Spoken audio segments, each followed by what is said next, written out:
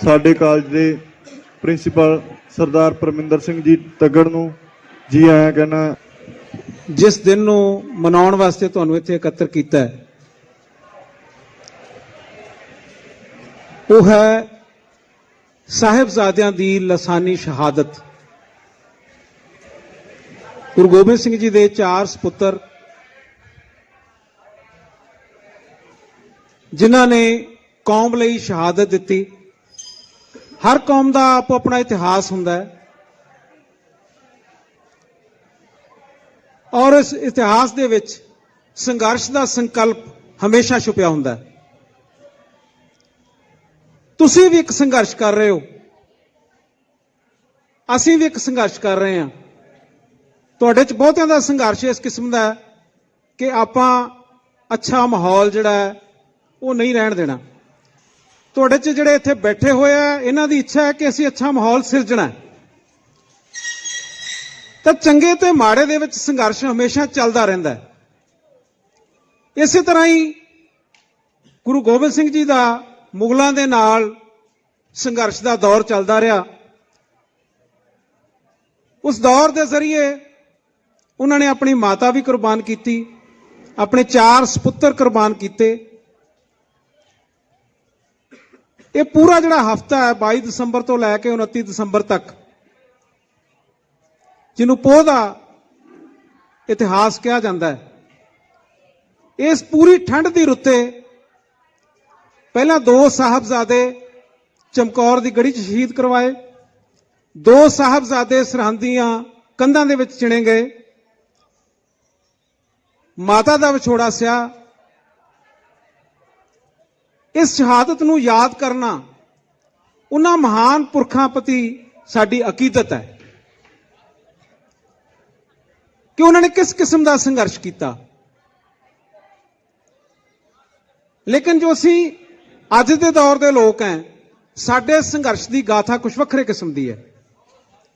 असी संघर्ष करना अपनी स्थापति वास्ते, अच्छे माहौल वास्ते, अच्छी नागरिकता वास्ते।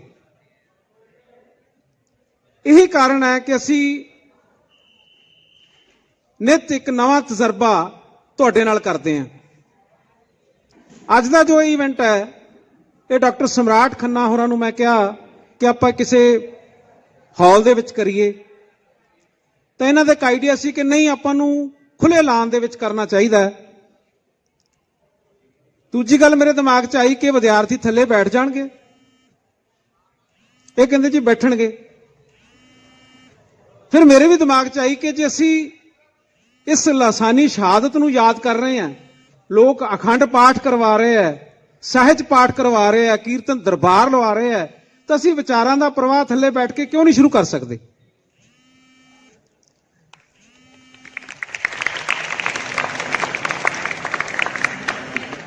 हर समाज दे विच, हर सोसाइटी दे विच, हर संस्था दे विच हर किस्म के लोग हुंदे हैं। असी किहड़े बंदे तो की सीखना है ये साडे ते मुनसर है। कोई भी प्रोग्राम हुंदा है, जरूरी नहीं है कि कोई टीचर तुहानूं कहेगा तां तुसीं उहदे च शामिल होना है। असी इहो जिहे प्रोग्राम अटेंड करते करते ही सिखते सिखते ही इत्थों तक पहुंच गए। मैं जिवें पहलां गल कीती सी ना कि हर एक बंदा एक संघर्ष चों लंघ रहा है। साडे मन दे अंदर बड़ा एक संघर्ष चलदा है। साडा मन करदा है कि मोबाइल ते मैसेज देख लीए, कोई होर काम दी गल ना सुणीए, असी चैट कर लीए, कोई होर काम दी गल ना सुणीए। तो उस संघर्ष दे विचों तुसीं निकलना किवें है? हुण कई तो जिहड़े मन तो हार गए वो इधर उधर दी होके भज गए। कई सिरड़ी सी वो सुबह तो ही बैठे आ, वो बाद भी बैठे रहणगे। कुछ विचकारले मानसिकता वाले विद्यार्थी हुंदे आ जिन्हां नूं लगदा हुंदा भी ऐं कर लीए कि ऐं कर लीए। उन्हां नूं असीं मोटिवेट करन दी कोशिश करते हैं कि आह चीज़ चंगी है, आपां इधरले पासे जाइए। सो अज दा इह दिन उस लासानी शहादत नूं समर्पित करते हुए असीं मना रहे हैं। इस दिन नूं असीं कुछ दिन पहला ब्लड डोनेशन कैंप के रूप दे विच भी मना के हटे हैं। ਉਹਦੇ ਵਿੱਚ 60 ਤੁਹਾਡੇ ਵਿੱਚੋਂ ਖੂਨਦਾਨੀਆਂ ਨੇ ਖੂਨਦਾਨ ਕੀਤਾ। ਉਹ ਵੀ ਇੱਕ ਸੁਨੇਹਾ ਸੀ ਕਿ ਅਸੀਂ ਸੁਸਾਇਟੀ ਦੀ, ਸਮਾਜ ਦੀ ਸੇਵਾ ਕਿਵੇਂ ਕਰਨੀ ਹੈ। ਖੂਨਦਾਨ ਕਰਨਾ ਆਪਣੇ ਆਪ ਦੇ ਵਿੱਚ ਇੱਕ ਮਹਾਨ ਦਾਨ ਹੈ। ਖੂਨਦਾਨ ਕਰਨ ਨਾਲ ਤੁਹਾਡੀ ਆਪਣੀ ਸਿਹਤ ਠੀਕ ਰਹਿੰਦੀ ਹੈ। ਮੈਂ 32ਵੀਂ ਵਾਰ ਖੂਨਦਾਨ ਕੀਤਾ। ਪਿਛਲੇ 2 ਸਾਲਾਂ ਤੋਂ ਮੈਂ ਖੂਨਦਾਨ ਨਹੀਂ ਸੀ ਕੀਤਾ। ਮੇਰਾ HB 17.5 ਹੋ ਗਿਆ। HB ਘੱਟ ਹੋਣਾ ਵੀ ਪ੍ਰੋਬਲਮ ਵਾਲੀ ਗੱਲ ਹੈ, HB ਵੱਧ ਹੋਣਾ ਵੀ ਪ੍ਰੋਬਲਮ ਵਾਲੀ ਗੱਲ ਹੈ ਕਿ ਤੁਹਾਡਾ ਖੂਨ ਬਹੁਤ ਗਾੜਾ ਹੋ ਰਿਹਾ ਹੈ। ਤੇ ਗਾੜਾ ਹੋਊਗਾ ਤਾਂ ਨਾੜੀਆਂ ਦੇ ਵਿੱਚ ਜੰਮੂਗਾ ਤਾਂ ਤੁਹਾਨੂੰ ਹਾਰਟ ਅਟੈਕ ਆਉਣ ਦਾ ਅੰਦੇਸ਼ਾ ਵਧੂਗਾ, ਤੁਹਾਨੂੰ ਦਿਲ ਦੀ ਕੋਈ ਬਿਮਾਰੀ ਹੋ ਸਕਦੀ ਹੈ। ਸੋ ਆਪਣੀ ਸਿਹਤ ਨੂੰ ਠੀਕ ਰੱਖਣ ਵਾਸਤੇ ਵੀ ਬਲੱਡ ਡੋਨੇਸ਼ਨ ਬਹੁਤ ਜ਼ਰੂਰੀ ਹੈ। ਇੱਥੇ ਅਸੀਂ ਕੇਵਲ ਦਾਨ ਹੀ ਨਹੀਂ ਕਰਦੇ, ਨਾਲ ਅਸੀਂ ਆਪਣੀ ਸਿਹਤ ਦਾ ਵੀ ਖਿਆਲ ਰੱਖਦੇ ਹਾਂ। ਸੋ ਅੱਜ ਇਸ ਪ੍ਰੋਗਰਾਮ ਨੂੰ ਆਰਗੇਨਾਈਜ਼ ਕਰਨ ਵਿੱਚ ਸਾਡੇ ਜਿਹੜੇ NSS ਦੇ ਵਲੰਟੀਅਰ ਹੈ, ਧਨ ਸਿੰਘ ਹੋਰੀ, ਸਮੀਰ ਹੋਰੀ, ਇਹਨਾਂ ਸਾਰਿਆਂ ਨੇ ਐਫਰਟ ਕੀਤਾ ਹੈ। ਸੋ ਇਸ ਐਫਰਟ ਦੇ ਨਤੀਜੇ ਵਜੋਂ ਅਸੀਂ ਬੇਨਤੀ ਕੀਤੀ ਸਰਦਾਰ ਰਣਜੀਤ ਸਿੰਘ ਖੱਚੜਾ, ਜੋ ਕਿ ਸੈਂਟਰ ਹੈਡ ਟੀਚਰ ਨੇ ਔਰ ਬਹੁਤ ਲੰਬੇ ਸਮੇਂ ਤੋਂ ਗੁਰੂ ਗੋਬਿੰਦ ਸਿੰਘ ਸਟੱਡੀ ਸਰਕਲ ਨਾਲ ਜੁੜੇ ਹੋਏ ਨੇ। ਇਹਨਾਂ ਦਾ ਮਕਸਦ ਕੇਵਲ ਆਪਣੇ ਵਿਦਿਆਰਥੀਆਂ ਨੂੰ ਪੜ੍ਹਾਉਣਾ ਹੀ ਨਹੀਂ ਹੈ ਜਾਂ ਆਪਣੇ ਸਕੂਲ ਦੇ ਵਿੱਚ ਐਡਮਿਨਿਸਟ੍ਰੇਟ ਕਰਨਾ ਹੀ ਨਹੀਂ ਹੈ। ਇਹ ਆਪਣਾ ਐਕਸਟਰਾ ਜਿਹੜਾ ਟਾਈਮ ਹੈ ਡਿਊਟੀ ਤੋਂ ਬਾਅਦ ਦਾ, ਉਹ ਗੁਰੂ ਗੋਬਿੰਦ ਸਿੰਘ ਸਟੱਡੀ ਸਰਕਲ ਦੀਆਂ ਗਤੀਵਿਧੀਆਂ ਦੇ ਵਿੱਚ ਲਾਉਂਦੇ ਆ। ਤੇ ਸਟੱਡੀ ਸਰਕਲ ਦਾ ਵੀ ਅਕੀਦਾ ਇਹੀ ਹੈ ਕਿ ਨੌਜਵਾਨ ਪੀੜ੍ਹੀ ਨੂੰ ਕਿਸੇ ਚੰਗੇ ਪਾਸੇ ਜੋੜਿਆ ਜਾਵੇ। ਅੱਜ ਦੇ ਦੌਰ ਦੇ ਵਿੱਚ ਅਸੀਂ ਨਸ਼ਿਆਂ ਦੀ ਗ੍ਰਿਫਤ ਦੇ ਵਿੱਚ ਫਸ ਚੁੱਕੇ ਹਾਂ। ਉਹਨਾਂ ਨਸ਼ਿਆਂ ਤੋਂ ਬਾਹਰ ਕਿਵੇਂ ਆ ਜਾ ਸਕਦਾ ਹੈ? ਪੋਜ਼ਿਟਿਵਿਟੀ ਤੁਹਾਡੇ ਅੰਦਰ ਕਿਵੇਂ ਆ ਸਕਦੀ ਹੈ? ਤੁਸੀਂ ਚੰਗਾ ਕਿਵੇਂ ਸੋਚ ਸਕਦੇ ਹੋ? ਇਹ ਸਾਰੀਆਂ ਗੱਲਾਂ ਦੇ ਮੱਦੇਨਜ਼ਰ ਇਹ ਪ੍ਰੋਗਰਾਮ ਤੁਹਾਡੇ ਲਈ ਅਸੀਂ ਕਰਵਾਉਨੇ ਆ ਔਰ ਸਾਡੀ ਕੋਸ਼ਿਸ਼ ਹੁੰਦੀ ਹੈ ਕਿ ਅਸੀਂ ਕੋਈ ਪੈਸਾ ਵੀ ਨਾ ਲਾਈਏ ਤੇ ਤੁਹਾਡੇ ਲਈ ਕੋਈ ਚੰਗੀ ਗੱਲ ਵੀ ਲੈ ਆਈਏ। ਬਹੁਤ ਸਾਰੀਆਂ ਸਮੱਸਿਆਵਾਂ ਹੁੰਦੀਆਂ ਜਿਹੜੀਆਂ ਪੈਸੇ ਕਰਕੇ ਅਗਲਾ ਕਹਿੰਦਾ ਪੈਸਾ ਹੈ ਨਹੀਂ ਅਸੀਂ ਕੀ ਕਰੀਏ, ਪੈਸਾ ਹੈ ਨਹੀਂ ਅਸੀਂ ਕੀ ਕਰੀਏ। ਤਾਂ ਅਸੀਂ ਸਮਝਦੇ ਪੈਸਾ ਹੈ ਨਹੀਂ, ਅਸੀਂ ਕੁਝ ਤਾਂ ਕਰੀਏ, ਜੋ ਅਸੀਂ ਕਰ ਸਕਦੇ ਉਹ ਤਾਂ ਕਰੀਏ। ਆਪਾਂ ਇਹੀ ਪ੍ਰੋਗਰਾਮ ਬਹੁਤ ਵੱਡਾ ਟੈਂਟ ਪੰਡਾਲ ਲਗਾ ਕੇ ਵੀ ਕਰ ਸਕਦੇ ਸੀ, ਬਹੁਤ ਜ਼ਿਆਦਾ ਇੱਥੇ ਫੁੱਲਾਂ ਦੀ ਸਜਾਵਟ ਕਰਕੇ ਵੀ ਕਰ ਸਕਦੇ ਸੀ, ਪਰ ਨਹੀਂ, ਸਾਡਾ ਮਕਸਦ ਹੈ ਮੈਸੇਜ ਦੇਣਾ। ਤੁਸੀਂ ਗੁਰਸ਼ਰਨ ਭਾਜੀ ਦਾ ਨਾਮ ਸੁਣਿਆ ਹੋਊਗਾ। ਗੁਰਸ਼ਰਨ ਸਿੰਘ ਨਾਟਕਕਾਰ ਹੋਏ ਨੇ। ਉਹ ਚੀਫ ਇੰਜੀਨੀਅਰ ਦੇ ਅਹੁਦੇ ਤੋਂ ਅਸਤੀਫਾ ਦੇ ਕੇ ਲੋਕ ਭਲਾਈ ਵਾਸਤੇ ਨਾਟਕ ਖੇਡਣ ਲੱਗ ਗਏ, ਨਾਟਕ ਲਿਖਣ ਲੱਗ ਗਏ। ਉਹਨਾਂ ਦੇ ਨਾਟਕ ਦਾ ਮਕਸਦ ਕੀ ਹੁੰਦਾ ਸੀਗਾ ਕਿ ਲੋਕਾਂ ਨੂੰ ਸੁਨੇਹਾ ਦੇਣਾ ਹੈ। ਉਹਨਾਂ ਕੋਲ 1 ਮਾਈਕ ਹੁੰਦਾ, 2 ਮਾਈਕ ਹੁੰਦਾ, ਜਿਸ ਤਰ੍ਹਾਂ ਦੀ ਮਰਜ਼ੀ ਸਟੇਜ ਹੁੰਦੀ, ਉਹ ਆਪਣਾ ਨਾਟਕ ਕਰਕੇ ਅੱਗੇ ਚਲੇ ਜਾਂਦੇ। ਤੇ ਨਾਟਕ ਇਸ ਢੰਗ ਨਾਲ ਵੀ ਹੁੰਦਾ ਹੈ ਕਿ ਬਹੁਤ ਸਾਰਾ ਸੈੱਟ ਲੱਗਦਾ, ਬਹੁਤ ਸਾਰੇ ਮਾਈਕ ਲੱਗਦੇ ਆ, ਤਕਨੀਕੀ ਤੌਰ ਤੇ ਬਹੁਤ ਸਾਰੀਆਂ ਬਰੀਕੀਆਂ ਉਹਦੇ ਵਿੱਚ ਹੁੰਦੀਆਂ, ਫਿਰ ਕਿਤੇ ਜਾ ਕੇ ਥੀਏਟਰ ਹੁੰਦਾ, ਨਾਟਕ ਹੁੰਦਾ। ਤਾਂ ਸਾਡਾ ਮਕਸਦ ਕੀ ਹੈ ਕਿ ਇੱਕ ਮੈਸੇਜ ਦੇਣਾ ਹੈ। ਉਹ ਮੈਸੇਜ ਕਿਵੇਂ ਚੰਗੇ ਰੂਪ ਚ ਤੁਹਾਡੇ ਤੱਕ ਪਹੁੰਚਾਇਆ ਜਾ ਸਕਦਾ ਹੈ, ਕਿਵੇਂ ਅਸੀਂ ਘੱਟ ਤੋਂ ਘੱਟ ਖਰਚਾ ਕਰਕੇ ਉਹ ਮੈਸੇਜ ਤੁਹਾਡੇ ਤੱਕ ਪਹੁੰਚਾ ਸਕਦੇ ਹਾਂ, ਉਸ ਨਜ਼ਰੀਏ ਨਾਲ ਅਸੀਂ ਆਪਣਾ ਕੋਈ ਨਾ ਕੋਈ ਪ੍ਰੋਗਰਾਮ ਜਿਹੜਾ ਉਹ ਕਰਦੇ ਰਹਿੰਦੇ। ਸੋ ਅੱਜ ਅਸੀਂ ਜੋ ਸਾਡੇ ਮੁੱਖ ਵਕਤਾ ਨੇ ਰਣਜੀਤ ਸਿੰਘ ਖੱਚੜਾ, ਉਹਨਾਂ ਤੋਂ ਇਲਾਵਾ ਸਾਡੇ ਜੋ ਵਿਦਿਆਰਥੀ ਹੈਗੇ ਆ, ਧਨ ਸਿੰਘ ਜਾਂ ਹੋਰ ਵਿਦਿਆਰਥੀ, ਉਹ ਵੀ ਇਸ ਵਿਸ਼ੇ ਤੇ ਆਪਣੇ ਵਿਚਾਰ ਰੱਖਣਗੇ। ਆਪਾਂ ਕੋਈ ਪੌਣਾ ਘੰਟਾ ਕਿੱਥੇ ਜੁੜੇ ਰਹਿਣਾ, ਠੀਕ ਹੈ। ਕੋਸੀ ਧੁੱਪ ਹੈ ਤੇ ਬਹੁਤ ਸ਼ੁਭ ਵਿਚਾਰ ਤੁਸੀਂ ਸਾਰਿਆਂ ਨੇ ਸੁਣਨੇ ਆ। ਕੁਝ ਵਕਤਾ ਐਸੇ ਹੁੰਦੇ ਆ ਜਿਹੜੇ ਤੁਹਾਨੂੰ ਬਹੁਤ ਪ੍ਰਭਾਵਿਤ ਕਰਦੇ ਆ, ਕੁਝ ਵਕਤਾ ਐਸੇ ਹੁੰਦੇ ਆ ਤੁਹਾਨੂੰ ਕਈ ਵਾਰੀ ਨੀਰਸਤਾ ਵੀ ਹੋਣ ਲੱਗ ਜਾਂਦੀ ਹੈ। ਸਾਡੀ ਕੋਸ਼ਿਸ਼ ਹੋਊਗੀ ਕਿ ਤੁਸੀਂ ਨੀਰਸ ਮਹਿਸੂਸ ਨਾ ਕਰੋ। ਜਿਹੜੇ ਵਿਦਿਆਰਥੀ ਇਸ ਸ਼ਹਾਦਤ ਦੇ ਮਾਣ ਦੇ ਵਿੱਚ ਇੱਥੇ ਬੈਠੇ ਆ, ਉਹਨਾਂ ਨੂੰ ਚੰਗੇ ਵਿਚਾਰਾਂ ਨਾਲ ਨਿਵਾਜਿਆ ਜਾ ਸਕੇ। ਇਹਨੇ ਸ਼ਬਦਾਂ ਨਾਲ ਤੁਹਾਡਾ ਸਭ ਦਾ ਬਹੁਤ ਬਹੁਤ ਧੰਨਵਾਦ।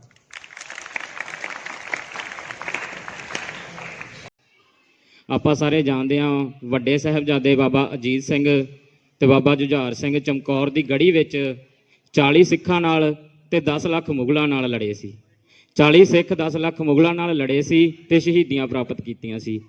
ਪਰ ਉਹਨਾਂ ਦਾ ਜਿਹੜਾ ਮੁਗਲਾਂ ਦਾ ਮਨਸੂਬਾ ਸੀ ਉੱਥੋਂ ਵੀ ਪੂਰਾ ਨਹੀਂ ਸੀ ਹੋਇਆ। ਉੱਥੋਂ ਵੀ ਗੁਰੂ ਗੋਬਿੰਦ ਸਿੰਘ ਜੀ ਚਲੇ ਗਏ ਸੀ ਤੇ ਛੋਟੇ ਸਾਹਿਬਜ਼ਾਦੇ ਬਾਬਾ ਜੋਰਾਵਰ ਸਿੰਘ ਤੇ ਬਾਬਾ ਫਤਿਹ ਸਿੰਘ ਜੀ, ਉਹਨਾਂ ਨੂੰ ਸਰਹੰਦ ਦੀਆਂ ਨੀਹਾਂ ਵਿੱਚ ਚਿਣਵਾ ਦਿੱਤਾ ਗਿਆ ਸੀ। ਹੁਣ ਆਪਾਂ ਗੱਲ ਕਰਦੇ ਹਾਂ ਆਪਣੀਆਂ ਛੋਟੀ ਪ੍ਰੋਬਲਮਸ ਦੀ ਤੇ ਉਹਨਾਂ ਸਮਿਆਂ ਵਿੱਚ ਬਣੇ ਹਾਲਾਤਾਂ ਤੇ ਪ੍ਰੋਬਲਮਸ ਦੀ। ਉਹਨਾਂ ਹਾਲਾਤਾਂ ਨੂੰ ਯਾਦ ਕਰੀਏ। 9 ਸਾਲ ਦੀ ਉਮਰ ਵਿੱਚ ਗੁਰੂ ਗੋਬਿੰਦ ਸਿੰਘ ਜੀ, ਜਦੋਂ 9 ਸਾਲ ਦੀ ਉਮਰ ਵਿੱਚ ਗੁਰੂ ਗੋਬਿੰਦ ਸਿੰਘ ਜੀ ਸਨ ਤੇ ਉਹਨਾਂ ਦੇ ਪਿਤਾ ਦਾ ਜੋ ਸੀਸ ਹੈ, ਜੋ ਸਿਰ ਹੈ, ਉਹਨਾਂ ਦੇ ਸਾਹਮਣੇ ਆਉਂਦਾ ਏ, ਉਹ ਹਾਲਾਤ ਯਾਦ ਕਰੋ ਕਿੱਦਾਂ ਦਾ ਹਾਲਾਤ ਬਣਿਆ ਹੋਊਗਾ ਕਿ ਉਦੋਂ ਵੀ ਉਹ ਡੋਲ ਗਏ ਹੋਣੇ ਆ ਵੀ ਹਾਂ ਅਸੀਂ ਮੁਸਲਿਮ ਜਾਂ ਮੁਗਲ ਧਰਮ ਨੂੰ ਅਸੀਂ ਕਬੂਲ ਕਰਦੇ ਹਾਂ। ਇੱਕ ਉਹ ਹਾਲਾਤ ਯਾਦ ਕਰੋ। ਫਿਰ ਦੂਜਾ ਹਾਲਾਤ ਯਾਦ ਕਰੋ ਜਦੋਂ 6 ਮਹੀਨੇ ਤੱਕ ਲਗਾਤਾਰ ਮੁਗਲਾਂ ਨੇ ਆਨੰਦਪੁਰ ਸਾਹਿਬ ਨੂੰ ਘੇਰਾ ਪਾ ਕੇ ਰੱਖਿਆ, ਪਰ ਕੀ ਗੁਰੂ ਸਾਹਿਬ ਉਦੋਂ ਚੁੱਪ ਹੋਏ? ਨਹੀਂ, ਉਹ ਉਦੋਂ ਵੀ ਨਹੀਂ ਡੋਲੇ, ਉਹ ਉਦੋਂ ਵੀ ਠੀਕ ਆਪਣੀ ਅਵਸਥਾ ਵਿੱਚ ਰਹੇ। ਫਿਰ ਇੱਕ ਸਮਾਂ ਜਦੋਂ ਉੱਥੋਂ ਆਨੰਦਪੁਰ ਸਾਹਿਬ ਛੱਡ ਕੇ ਗਏ ਆ, ਚਮਕੌਰ ਦੀ ਗੜੀ ਆਉਂਦੀ ਆ, 10 ਲੱਖ ਦਾ ਘੇਰਾ ਪਿਆ ਹੋਇਆ ਬਾਹਰ ਤੇ ਅੰਦਰ ਹੈਗੇ ਆ 40 ਸਿੱਖ, ਪਰ ਗੁਰੂ ਸਾਹਿਬ ਉਦੋਂ ਵੀ ਹਾਲਾਤਾਂ 'ਚ ਖੜੇ ਰਹੇ ਆ। 2 ਵੱਡੇ ਸਾਹਿਬਜ਼ਾਦੇ ਬਾਬਾ ਅਜੀਤ ਸਿੰਘ ਤੇ ਜੁਝਾਰ ਸਿੰਘ 10 ਲੱਖ ਫੌਜਾਂ ਨਾਲ ਲੜਦੇ ਲੜਦੇ ਉੱਥੇ ਸ਼ਹੀਦ ਹੋ ਜਾਂਦੇ ਆ, ਪਰ ਗੁਰੂ ਸਾਹਿਬ ਤਦ ਵੀ ਨਹੀਂ ਡੋਲਦੇ, ਤਦ ਵੀ ਟਿਕੇ ਰਹਿੰਦੇ ਆਪਣੀ ਅਵਸਥਾ ਵਿੱਚ। ਫਿਰ ਇੱਕ ਹਾਲਾਤ ਉਦੋਂ ਬਣਦੇ ਆ ਜਦੋਂ ਮਾਛੀਵਾੜੇ ਦੇ ਜੰਗਲਾਂ ਵਿੱਚ ਉਹਨਾਂ ਨੂੰ ਇਸ ਗੱਲ ਦਾ ਪਤਾ ਲੱਗਦਾ ਕਿ ਉਹਨਾਂ ਦੇ 2 ਛੋਟੇ ਸਾਹਿਬਜ਼ਾਦੇ ਜੋ 7 ਤੇ 9 ਸਾਲ ਦੀ ਉਮਰ ਦੇ ਸਨ, ਬਾਬਾ ਜ਼ੋਰਾਵਰ ਸਿੰਘ ਤੇ ਬਾਬਾ ਫਤਿਹ ਸਿੰਘ, ਉਹਨਾਂ ਨੂੰ ਵੀ ਮੁਗਲ ਹਕੂਮਤ ਨੇ ਨੀਹਾਂ ਵਿੱਚ ਚਿਣਵਾ ਕੇ ਸ਼ਹੀਦ ਕਰ ਦਿੱਤਾ। ਉਹ ਉਦੋਂ ਵੀ ਨਹੀਂ ਡੋਲੇ। ਮੁਗਲਾਂ ਨੇ ਉਹਨਾਂ ਦਾ ਪਿੱਛਾ ਇੱਥੋਂ ਤੱਕ ਨਹੀਂ ਛੱਡਿਆ। ਫਿਰ ਉਦੋਂ ਬਾਅਦ ਖਿਦਰਾਨੇ ਕੀ ਢਾਬ ਸ਼੍ਰੀ ਮੁਕਤਸਰ ਸਾਹਿਬ ਜਿੱਥੇ ਅੱਜ ਨਾਮ ਆ, ਉੱਥੇ ਵੀ ਜੰਗ ਹੋਈ ਆ, ਉੱਥੇ ਵੀ ਲੱਖਾਂ ਦੀ ਗਿਣਤੀ ਵਿੱਚ ਮੁਗਲ ਆਏ ਆ ਤੇ ਗੁਰੂ ਸਾਹਿਬ ਉਦੋਂ ਵੀ ਜੰਗ ਲਈ ਤਿਆਰ ਸੀ ਤੇ ਜੰਗ ਲੜੀ ਆ। ਉਦੋਂ ਵੀ ਗੁਰੂ ਸਾਹਿਬ ਉੱਥੋਂ ਬਚ ਕੇ ਚਲੇ ਗਏ ਆ, ਮਤਲਬ ਉੱਥੇ ਵੀ ਨਹੀਂ ਹਾਰ ਮੰਨੀ। ਇਹਨਾਂ ਸਮਿਆਂ ਦੇ ਹਾਲਾਤ ਦੇਖੋ, 10 ਲੱਖ ਦੀਆਂ ਫੌਜਾਂ ਜਦੋਂ ਆਉਂਦੀਆਂ ਹੋਣ ਅੱਗੇ, ਤਾਂ ਗੁਰੂ ਸਾਹਿਬ ਨੇ ਕਿਸੇ ਵੀ ਗੱਲੋਂ ਕੋਈ ਗੱਲ ਤੋਂ ਵੀ ਇਦਾਂ ਘਬਰਾਏ ਨਹੀਂ ਗਏ। ਜੋ ਉਹਨਾਂ ਦਾ ਸਰਬੱਤ ਦੇ ਭਲੇ ਦਾ ਟਾਰਗੇਟ ਸੀ, ਜੋ ਆਪਣੇ ਲਈ ਉਹਨਾਂ ਨੇ ਕਰਨਾ ਸੀਗਾ, ਦੁਨੀਆ ਨੂੰ ਮਤਲਬ ਹਕੂਮਤ ਤੋਂ ਬਚਾਉਣਾ ਸੀ। ਜਦੋਂ ਹਿੰਦੂ ਧਰਮ ਕਹਿ ਦਈਏ ਖਤਰੇ 'ਚ ਸੀ, ਉਹਨਾਂ ਦੇ ਪਿਤਾ ਜੀ ਸ਼ਹਾਦਤ ਦਿੰਦੇ ਆ, ਤੇ ਜਦੋਂ ਫਿਰ ਇੱਕ ਵਾਰੀ ਧਰਮ ਖਤਰੇ 'ਚ ਆਉਂਦਾ ਤਾਂ ਉਹ ਆਪਣੇ ਪਰਿਵਾਰ ਨੂੰ ਪੂਰੇ ਨੂੰ ਵਿਛੋੜਾ ਦੇ ਦਿੰਦੇ ਆ, ਆਪਣੇ ਪੂਰੇ ਪਰਿਵਾਰ ਨੂੰ ਆਪਣੇ ਲਈ ਮਤਲਬ ਸ਼ਹੀਦ ਕਰ ਦਿੰਦੇ ਆ। ਪਰ ਅੱਜ ਆਪਾਂ ਬੜੀਆਂ ਪ੍ਰੋਬਲਮਾਂ ਤੋਂ ਬੜਾ ਛੇਤੀ ਡਰ ਜਾਂਦੇ ਆ, ਡੋਲ ਜਾਂਦੇ ਆ, ਰੋਣ ਲੱਗ ਜਾਂਦੇ ਆ, ਕੁਛ ਇਦਾਂ ਦੇ ਸਟੇਟਸ ਲਾਉਣ ਲੱਗ ਜਾਂਦੇ ਆ। ਮਤਲਬ ਆਪਾਂ ਨੂੰ ਪ੍ਰੋਬਲਮ ਤੋਂ ਘਬਰਾਉਣਾ ਨਹੀਂ ਚਾਹੀਦਾ।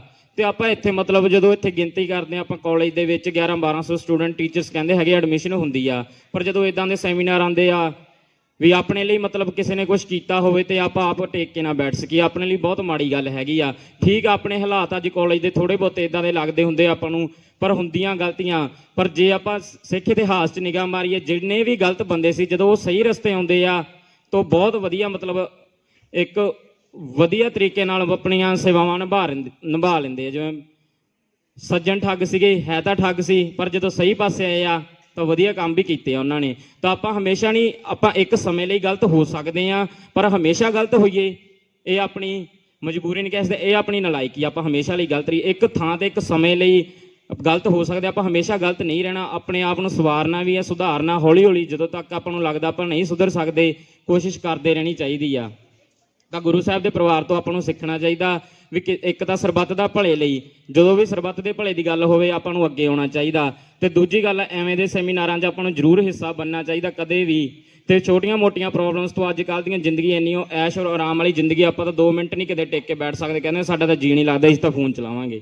ਇੱਕ ਦਿਨ ਨੈਟ ਨਾ ਹੋਵੇ ਆਪਣਾ ਤਾਂ ਮਨ ਹੋਰ ਹੋਣ ਲੱਗ ਜਾਂਦਾ, ਨਹੀਂ ਯਾਰ ਸਾਨੂੰ ਕੋਈ ਮੂਵੀ ਦੇ ਦਿਓ, ਸਾਨੂੰ ਨੈਟ ਪਵਾ ਕੇ ਦਿਓ। ਮਤਲਬ ਬਹੁਤ ਆਪਾਂ ਅਪਸੈਟ ਹੋ ਜਾਂਦੇ ਹਾਂ ਬੜੀਆਂ ਪ੍ਰੋਬਲਮਸ ਤੇ। ਤਾਂ ਆਪਾਂ ਨੂੰ ਇਦਾਂ ਨਹੀਂ ਹੋਣਾ ਚਾਹੀਦਾ ਗਾ। ਵਾਹਿਗੁਰੂ ਜੀ ਕਾ ਖਾਲਸਾ, ਵਾਹਿਗੁਰੂ ਜੀ ਕੀ ਫਤਿਹ। सफर शहादत तय करते हैं, सफर शहादत तय करते हैं, जो जूझते हैं जुझार बनकर, जो जूझते हैं जुझार बनकर। जीते नहीं जाते अजीत जैसे, जीते नहीं जाते अजीत जैसे, जो गुजरते हैं तूफान बनकर, जो गुजरते हैं तूफान बनकर। क्या मिटाएगा निशा इनका कोई, क्या मिटाएगा निशा इनका कोई, जो हुए हैं पैदा गोविंद की संतान बनकर, जो हुए हैं पैदा गोविंद की संतान बनकर। छोड़ने के बाद से चले गए, सरहिंद के नवाब वजीर खान ने उन्हें बंदी बना लिया, बाद में जीवित ही दीवार में चुनवा दिया। फतेह सिंह फिर गुजर के गुजरी हाँ, संगते नहीं मेरा ना गुजरी। मैं ठंडे बुरज विच पोतियां नू, ठंडे बुरज विच पोतियां नू, मैं ठंडे बुरज विच पोतियां नू सारी रात समझाउंदी रही। हो कद जुल्म अगे ना चुक जायो, मैं एहो सबक सिखाउंदी रही। जद पोते मेरे शहीद होए, ਹਾਂ ਜਦ ਪੋਤੇ ਮੇਰੇ ਸ਼ਹੀਦ ਹੋਏ ਫਿਰ ਆਪਣੇ ਆਪ ਮੈਂ ਤਾਂ ਗੁਜ਼ਰੀ ਮੈਂ ਗੁਜ਼ਰ ਗੁਜ਼ਰ ਕੇ ਗੁਜ਼ਰੀ ਹਾਂ ਸੰਗ ਤੇ ਨੀ ਮੇਰਾ ਨਾਂ ਗੁਜ਼ਰੀ ਸੰਗ ਪ੍ਰੋਗਰਾਮ ਨੂੰ ਅੱਗੇ ਚਲਾਉਂਦੇ ਹੋਏ ਹੁਣ ਮੈਂ ਵਿਦਿਆਰਥੀ ਵਲੰਟੀਅਰ ਧਨ ਸਿੰਘ BA ਫਸਟ ਈਅਰ ਨੂੰ ਸੱਦਾ ਦੇਣ ਜਾ ਰਿਹਾ ਹਾਂ ਕਿ ਉਹ ਆਪਣੇ ਵਿਚਾਰ ਤੁਹਾਡੇ ਸਾਹਮਣੇ ਰੱਖੇਗਾ। ਧਨ ਸਿੰਘ। ਪਿਆਰੇ ਅਧਿਆਪਕ ਸਾਹਿਬਾਨ ਅਤੇ ਮੇਰੇ ਪਿਆਰੇ ਸਾਥੀਓ, ਆਪ ਸਭ ਨੂੰ ਪਿਆਰ ਭਰੀ ਸਤਿ ਸ੍ਰੀ ਅਕਾਲ। ਜੋ ਹਫ਼ਤਾ ਹੈ ਇਹ ਆਪਣੇ ਧਰਮ ਵਿੱਚ ਬੜਾ ਹੀ ਯਾਦਗਾਰ ਹੈ।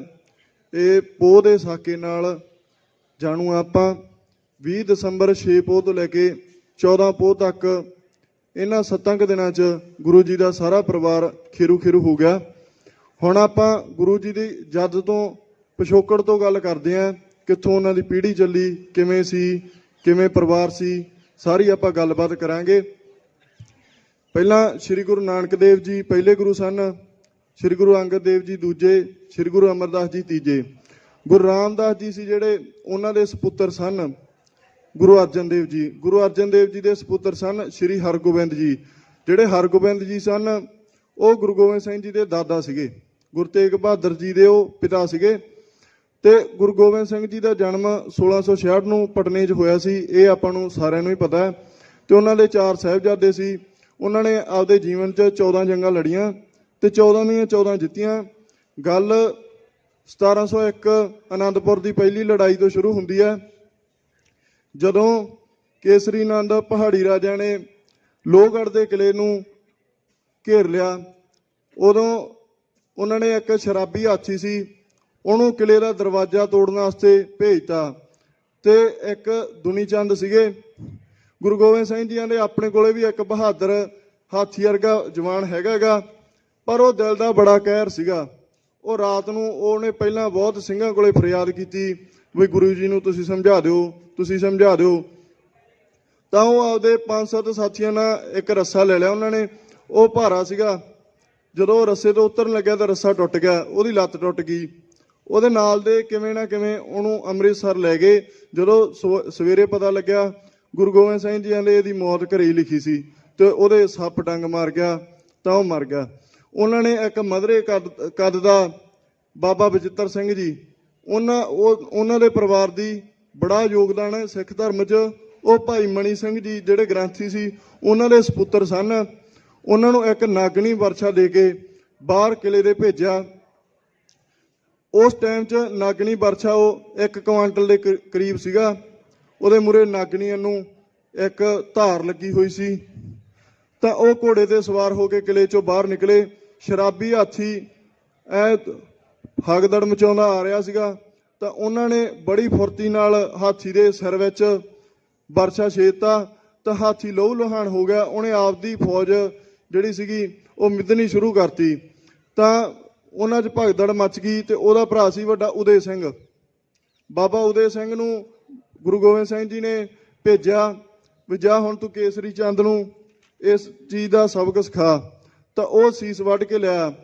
1-2 ਜੰਗਾਂ ਤੋਂ ਬਾਅਦ ਪਹਾੜੀ ਰਾਜਿਆਂ ਨੂੰ ਸਮਝ ਆ ਗਿਆ ਕਿ ਗੁਰੂ ਗੋਬਿੰਦ ਸਿੰਘ ਜੀ ਸਾਡੇ ਵੱਸ ਦੀ ਗੱਲ ਨਹੀਂ। ਉਹਨੇ ਟਾਈਮ ਨੂੰ ਔਰੰਗਜ਼ੇਬ ਵੀ ਦੱਖਣ ਵੱਲੋਂ 8 ਸਾਲਾਂ 'ਚ ਉਹ ਰੁੱਝਿਆ ਹੋਇਆ ਸੀਗਾ, ਉਧਰ ਜੰਗਾਂ ਕਰਕੇ ਆ ਗਈ। ਉਹ ਆਂਦਾ ਜਿਸ ਦੇ ਪਿਤਾ ਨੂੰ ਮੈਂ ਗੁਰੂ ਤੇਗ ਬਹਾਦਰ ਜੀ ਨੂੰ ਭਰੇ ਦਿੱਲੀ ਬਾਜ਼ਾਰ 'ਚ ਸ਼ਹੀਦ ਕੀਤਾ ਸੀ, ਉਹ ਨਿੱਕੀਆਂ ਪਿਛੜੀਆਂ ਜਾਤੀਆਂ ਲੈ ਕੇ ਮੇਰਾ ਕੀ ਕਰ ਲੂਗਾ। ਉਹਨੇ ਦਿੱਲੀ ਤੋਂ ਵੱਡੀ ਸੈਨਾ ਭੇਜੀ, ਵਿਸ਼ਾਲ ਘੇਰਾ ਪੈ ਗਿਆ। ਉਦੋਂ ਪਹਿਲਾਂ ਪਰਮਾਨੰਦ ਜਿਹੜਾ ਇੱਕ ਪੰਡਤ ਸੀਗਾ, ਉਹ ਆਟੇ ਦੀ ਗਊ ਲੈ ਕੇ ਆ ਗਿਆ ਗੁਰੂ ਗੋਬਿੰਦ ਸਿੰਘ ਜੀ ਕੋਲ ਕਿ ਪਹਾੜੀ ਰਾਜੇ 22 ਧਰ ਦੇ ਪਹਾੜੀ ਰਾਜੇ ਸਹੁੰ ਖਾਂਦੇ ਆ ਵੀ ਤੁਸੀਂ ਕਿਲ੍ਹਾ ਖਾਲੀ ਕਰ ਦਿਓ ਤੇ ਭਾਰਤ ਦੇ ਕਿਸੇ ਵੀ ਇਲਾਕੇ 'ਚ ਤੁਸੀਂ ਜਾ ਸਕਦੇ ਆਂਗੇ, ਤੁਹਾਨੂੰ ਕੋਈ ਨਹੀਂ ਰੋਕੂਗਾ, ਬਸ ਤੁਸੀਂ ਕਿਲ੍ਹਾ ਖਾਲੀ ਕਰ ਦਿਓ। ਗੁਰੂ ਜੀ ਸਵੇਰ ਵੇਲੇ ਨਿਆਂ ਕਰਦੇ ਜੋ ਆਸ-ਪਾਸ ਦੇ ਇਲਾਕਿਆਂ ਦੇ ਸੀਗੇ ਲੋਕ, ਤਾਂ ਉਹ ਸਵੇਰੇ ਰਣਜੀਤ ਨਗਾੜਾ ਵਜਾਉਂਦੇ। ਨਗਾੜਾ ਇੱਕ ਆਜ਼ਾਦੀ ਦਾ ਪ੍ਰਤੀਕ ਹੁੰਦਾ। ਔਰੰਗਜ਼ੇਬ ਨੇ ਕਿਹਾ ਸੀ ਕੋਈ ਹਥਿਆਰ ਨਹੀਂ ਰੱਖ ਸਕਦਾ, ਕੋਈ ਗੈਰ ਮੁਸਲਮਾਨ ਦਾੜੀ ਨਹੀਂ ਰੱਖ ਸਕਦਾ। ਗੁਰੂ ਜੀ ਨੇ ਇਹ ਸਾਰੇ ਆਜ਼ਾਦੀ ਦੇ ਪ੍ਰਤੀਕ ਚਿੰਨ੍ਹ ਲਾਏ ਸੀਗੇ ਆਪਦੇ ਰਾਜ 'ਚ, ਆਪਦੇ ਧਰਮ 'ਚ, ਤਾਂ ਉਹਨਾਂ ਤੋਂ ਇਹ ਗੱਲ ਜਰੀ ਨਾ ਗਈ। ਔਰੰਗਜ਼ੇਬ ਨੇ ਆਪਦੇ ਪੁੱਤਰ ਨੂੰ ਵੀ ਬਹਾਦਰ ਸ਼ਾਹ ਜੋ ਸੂਬੇਦਾਰ ਬਣਿਆ ਅਫਗਾਨਿਸਤਾਨ ਦਾ, ਤਾਂ ਉਹਨੂੰ ਕਹਿਤਾ, ਉਹਨੇ ਨਗਾੜਾ ਵਜਾਦਾ। ਉਹ ਆਂਦਾ ਜੇ ਤੈਨੂੰ ਇੰਨਾ ਹੀ ਚਾਹ ਤੂੰ ਢੋਲ ਵਜਾ ਲਿਆ ਕਰ, ਪਰ ਨਗਾੜਾ ਆਜ਼ਾਦੀ ਦਾ ਪ੍ਰਤੀਕ ਹੁੰਦਾ, ਤੂੰ ਇਹ ਨਹੀਂ ਵਜਾ ਸਕਦਾ।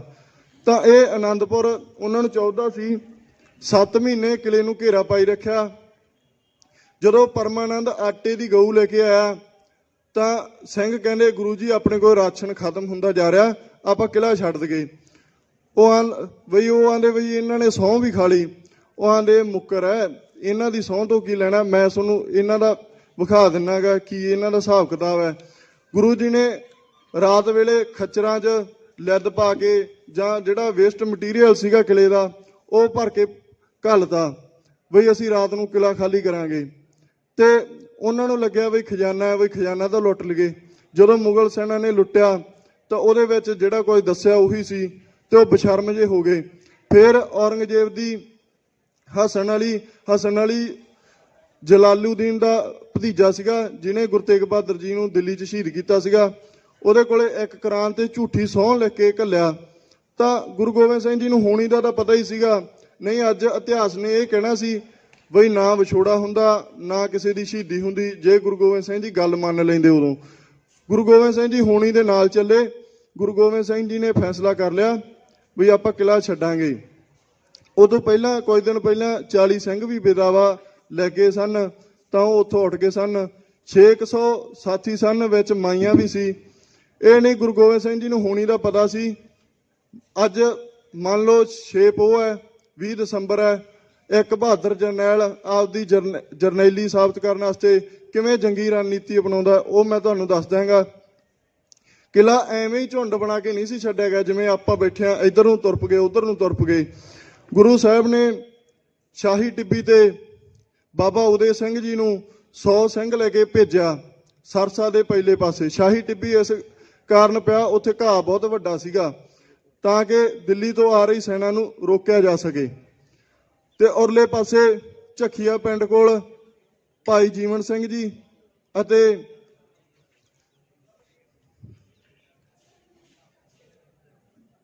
ਭਾਈ ਉਦੇ ਸਿੰਘ ਜੀ, ਬਾਬਾ ਬਚਿੱਤਰ ਸਿੰਘ ਜੀ ਨੂੰ ਘੱਲਿਆ ਤਾਂ ਕਿ ਤਿੰਨੇ ਪਾਸਿਓਂ ਆ ਰਹੀ ਫੌਜ ਨੂੰ ਰੋਕਿਆ ਜਾਵੇ ਤੇ ਤਾਂ ਸੁਰੱਖਿਅਤ ਅਸੀਂ ਸਰਸਾ ਪਾਰ ਕਰ ਜਗੇ।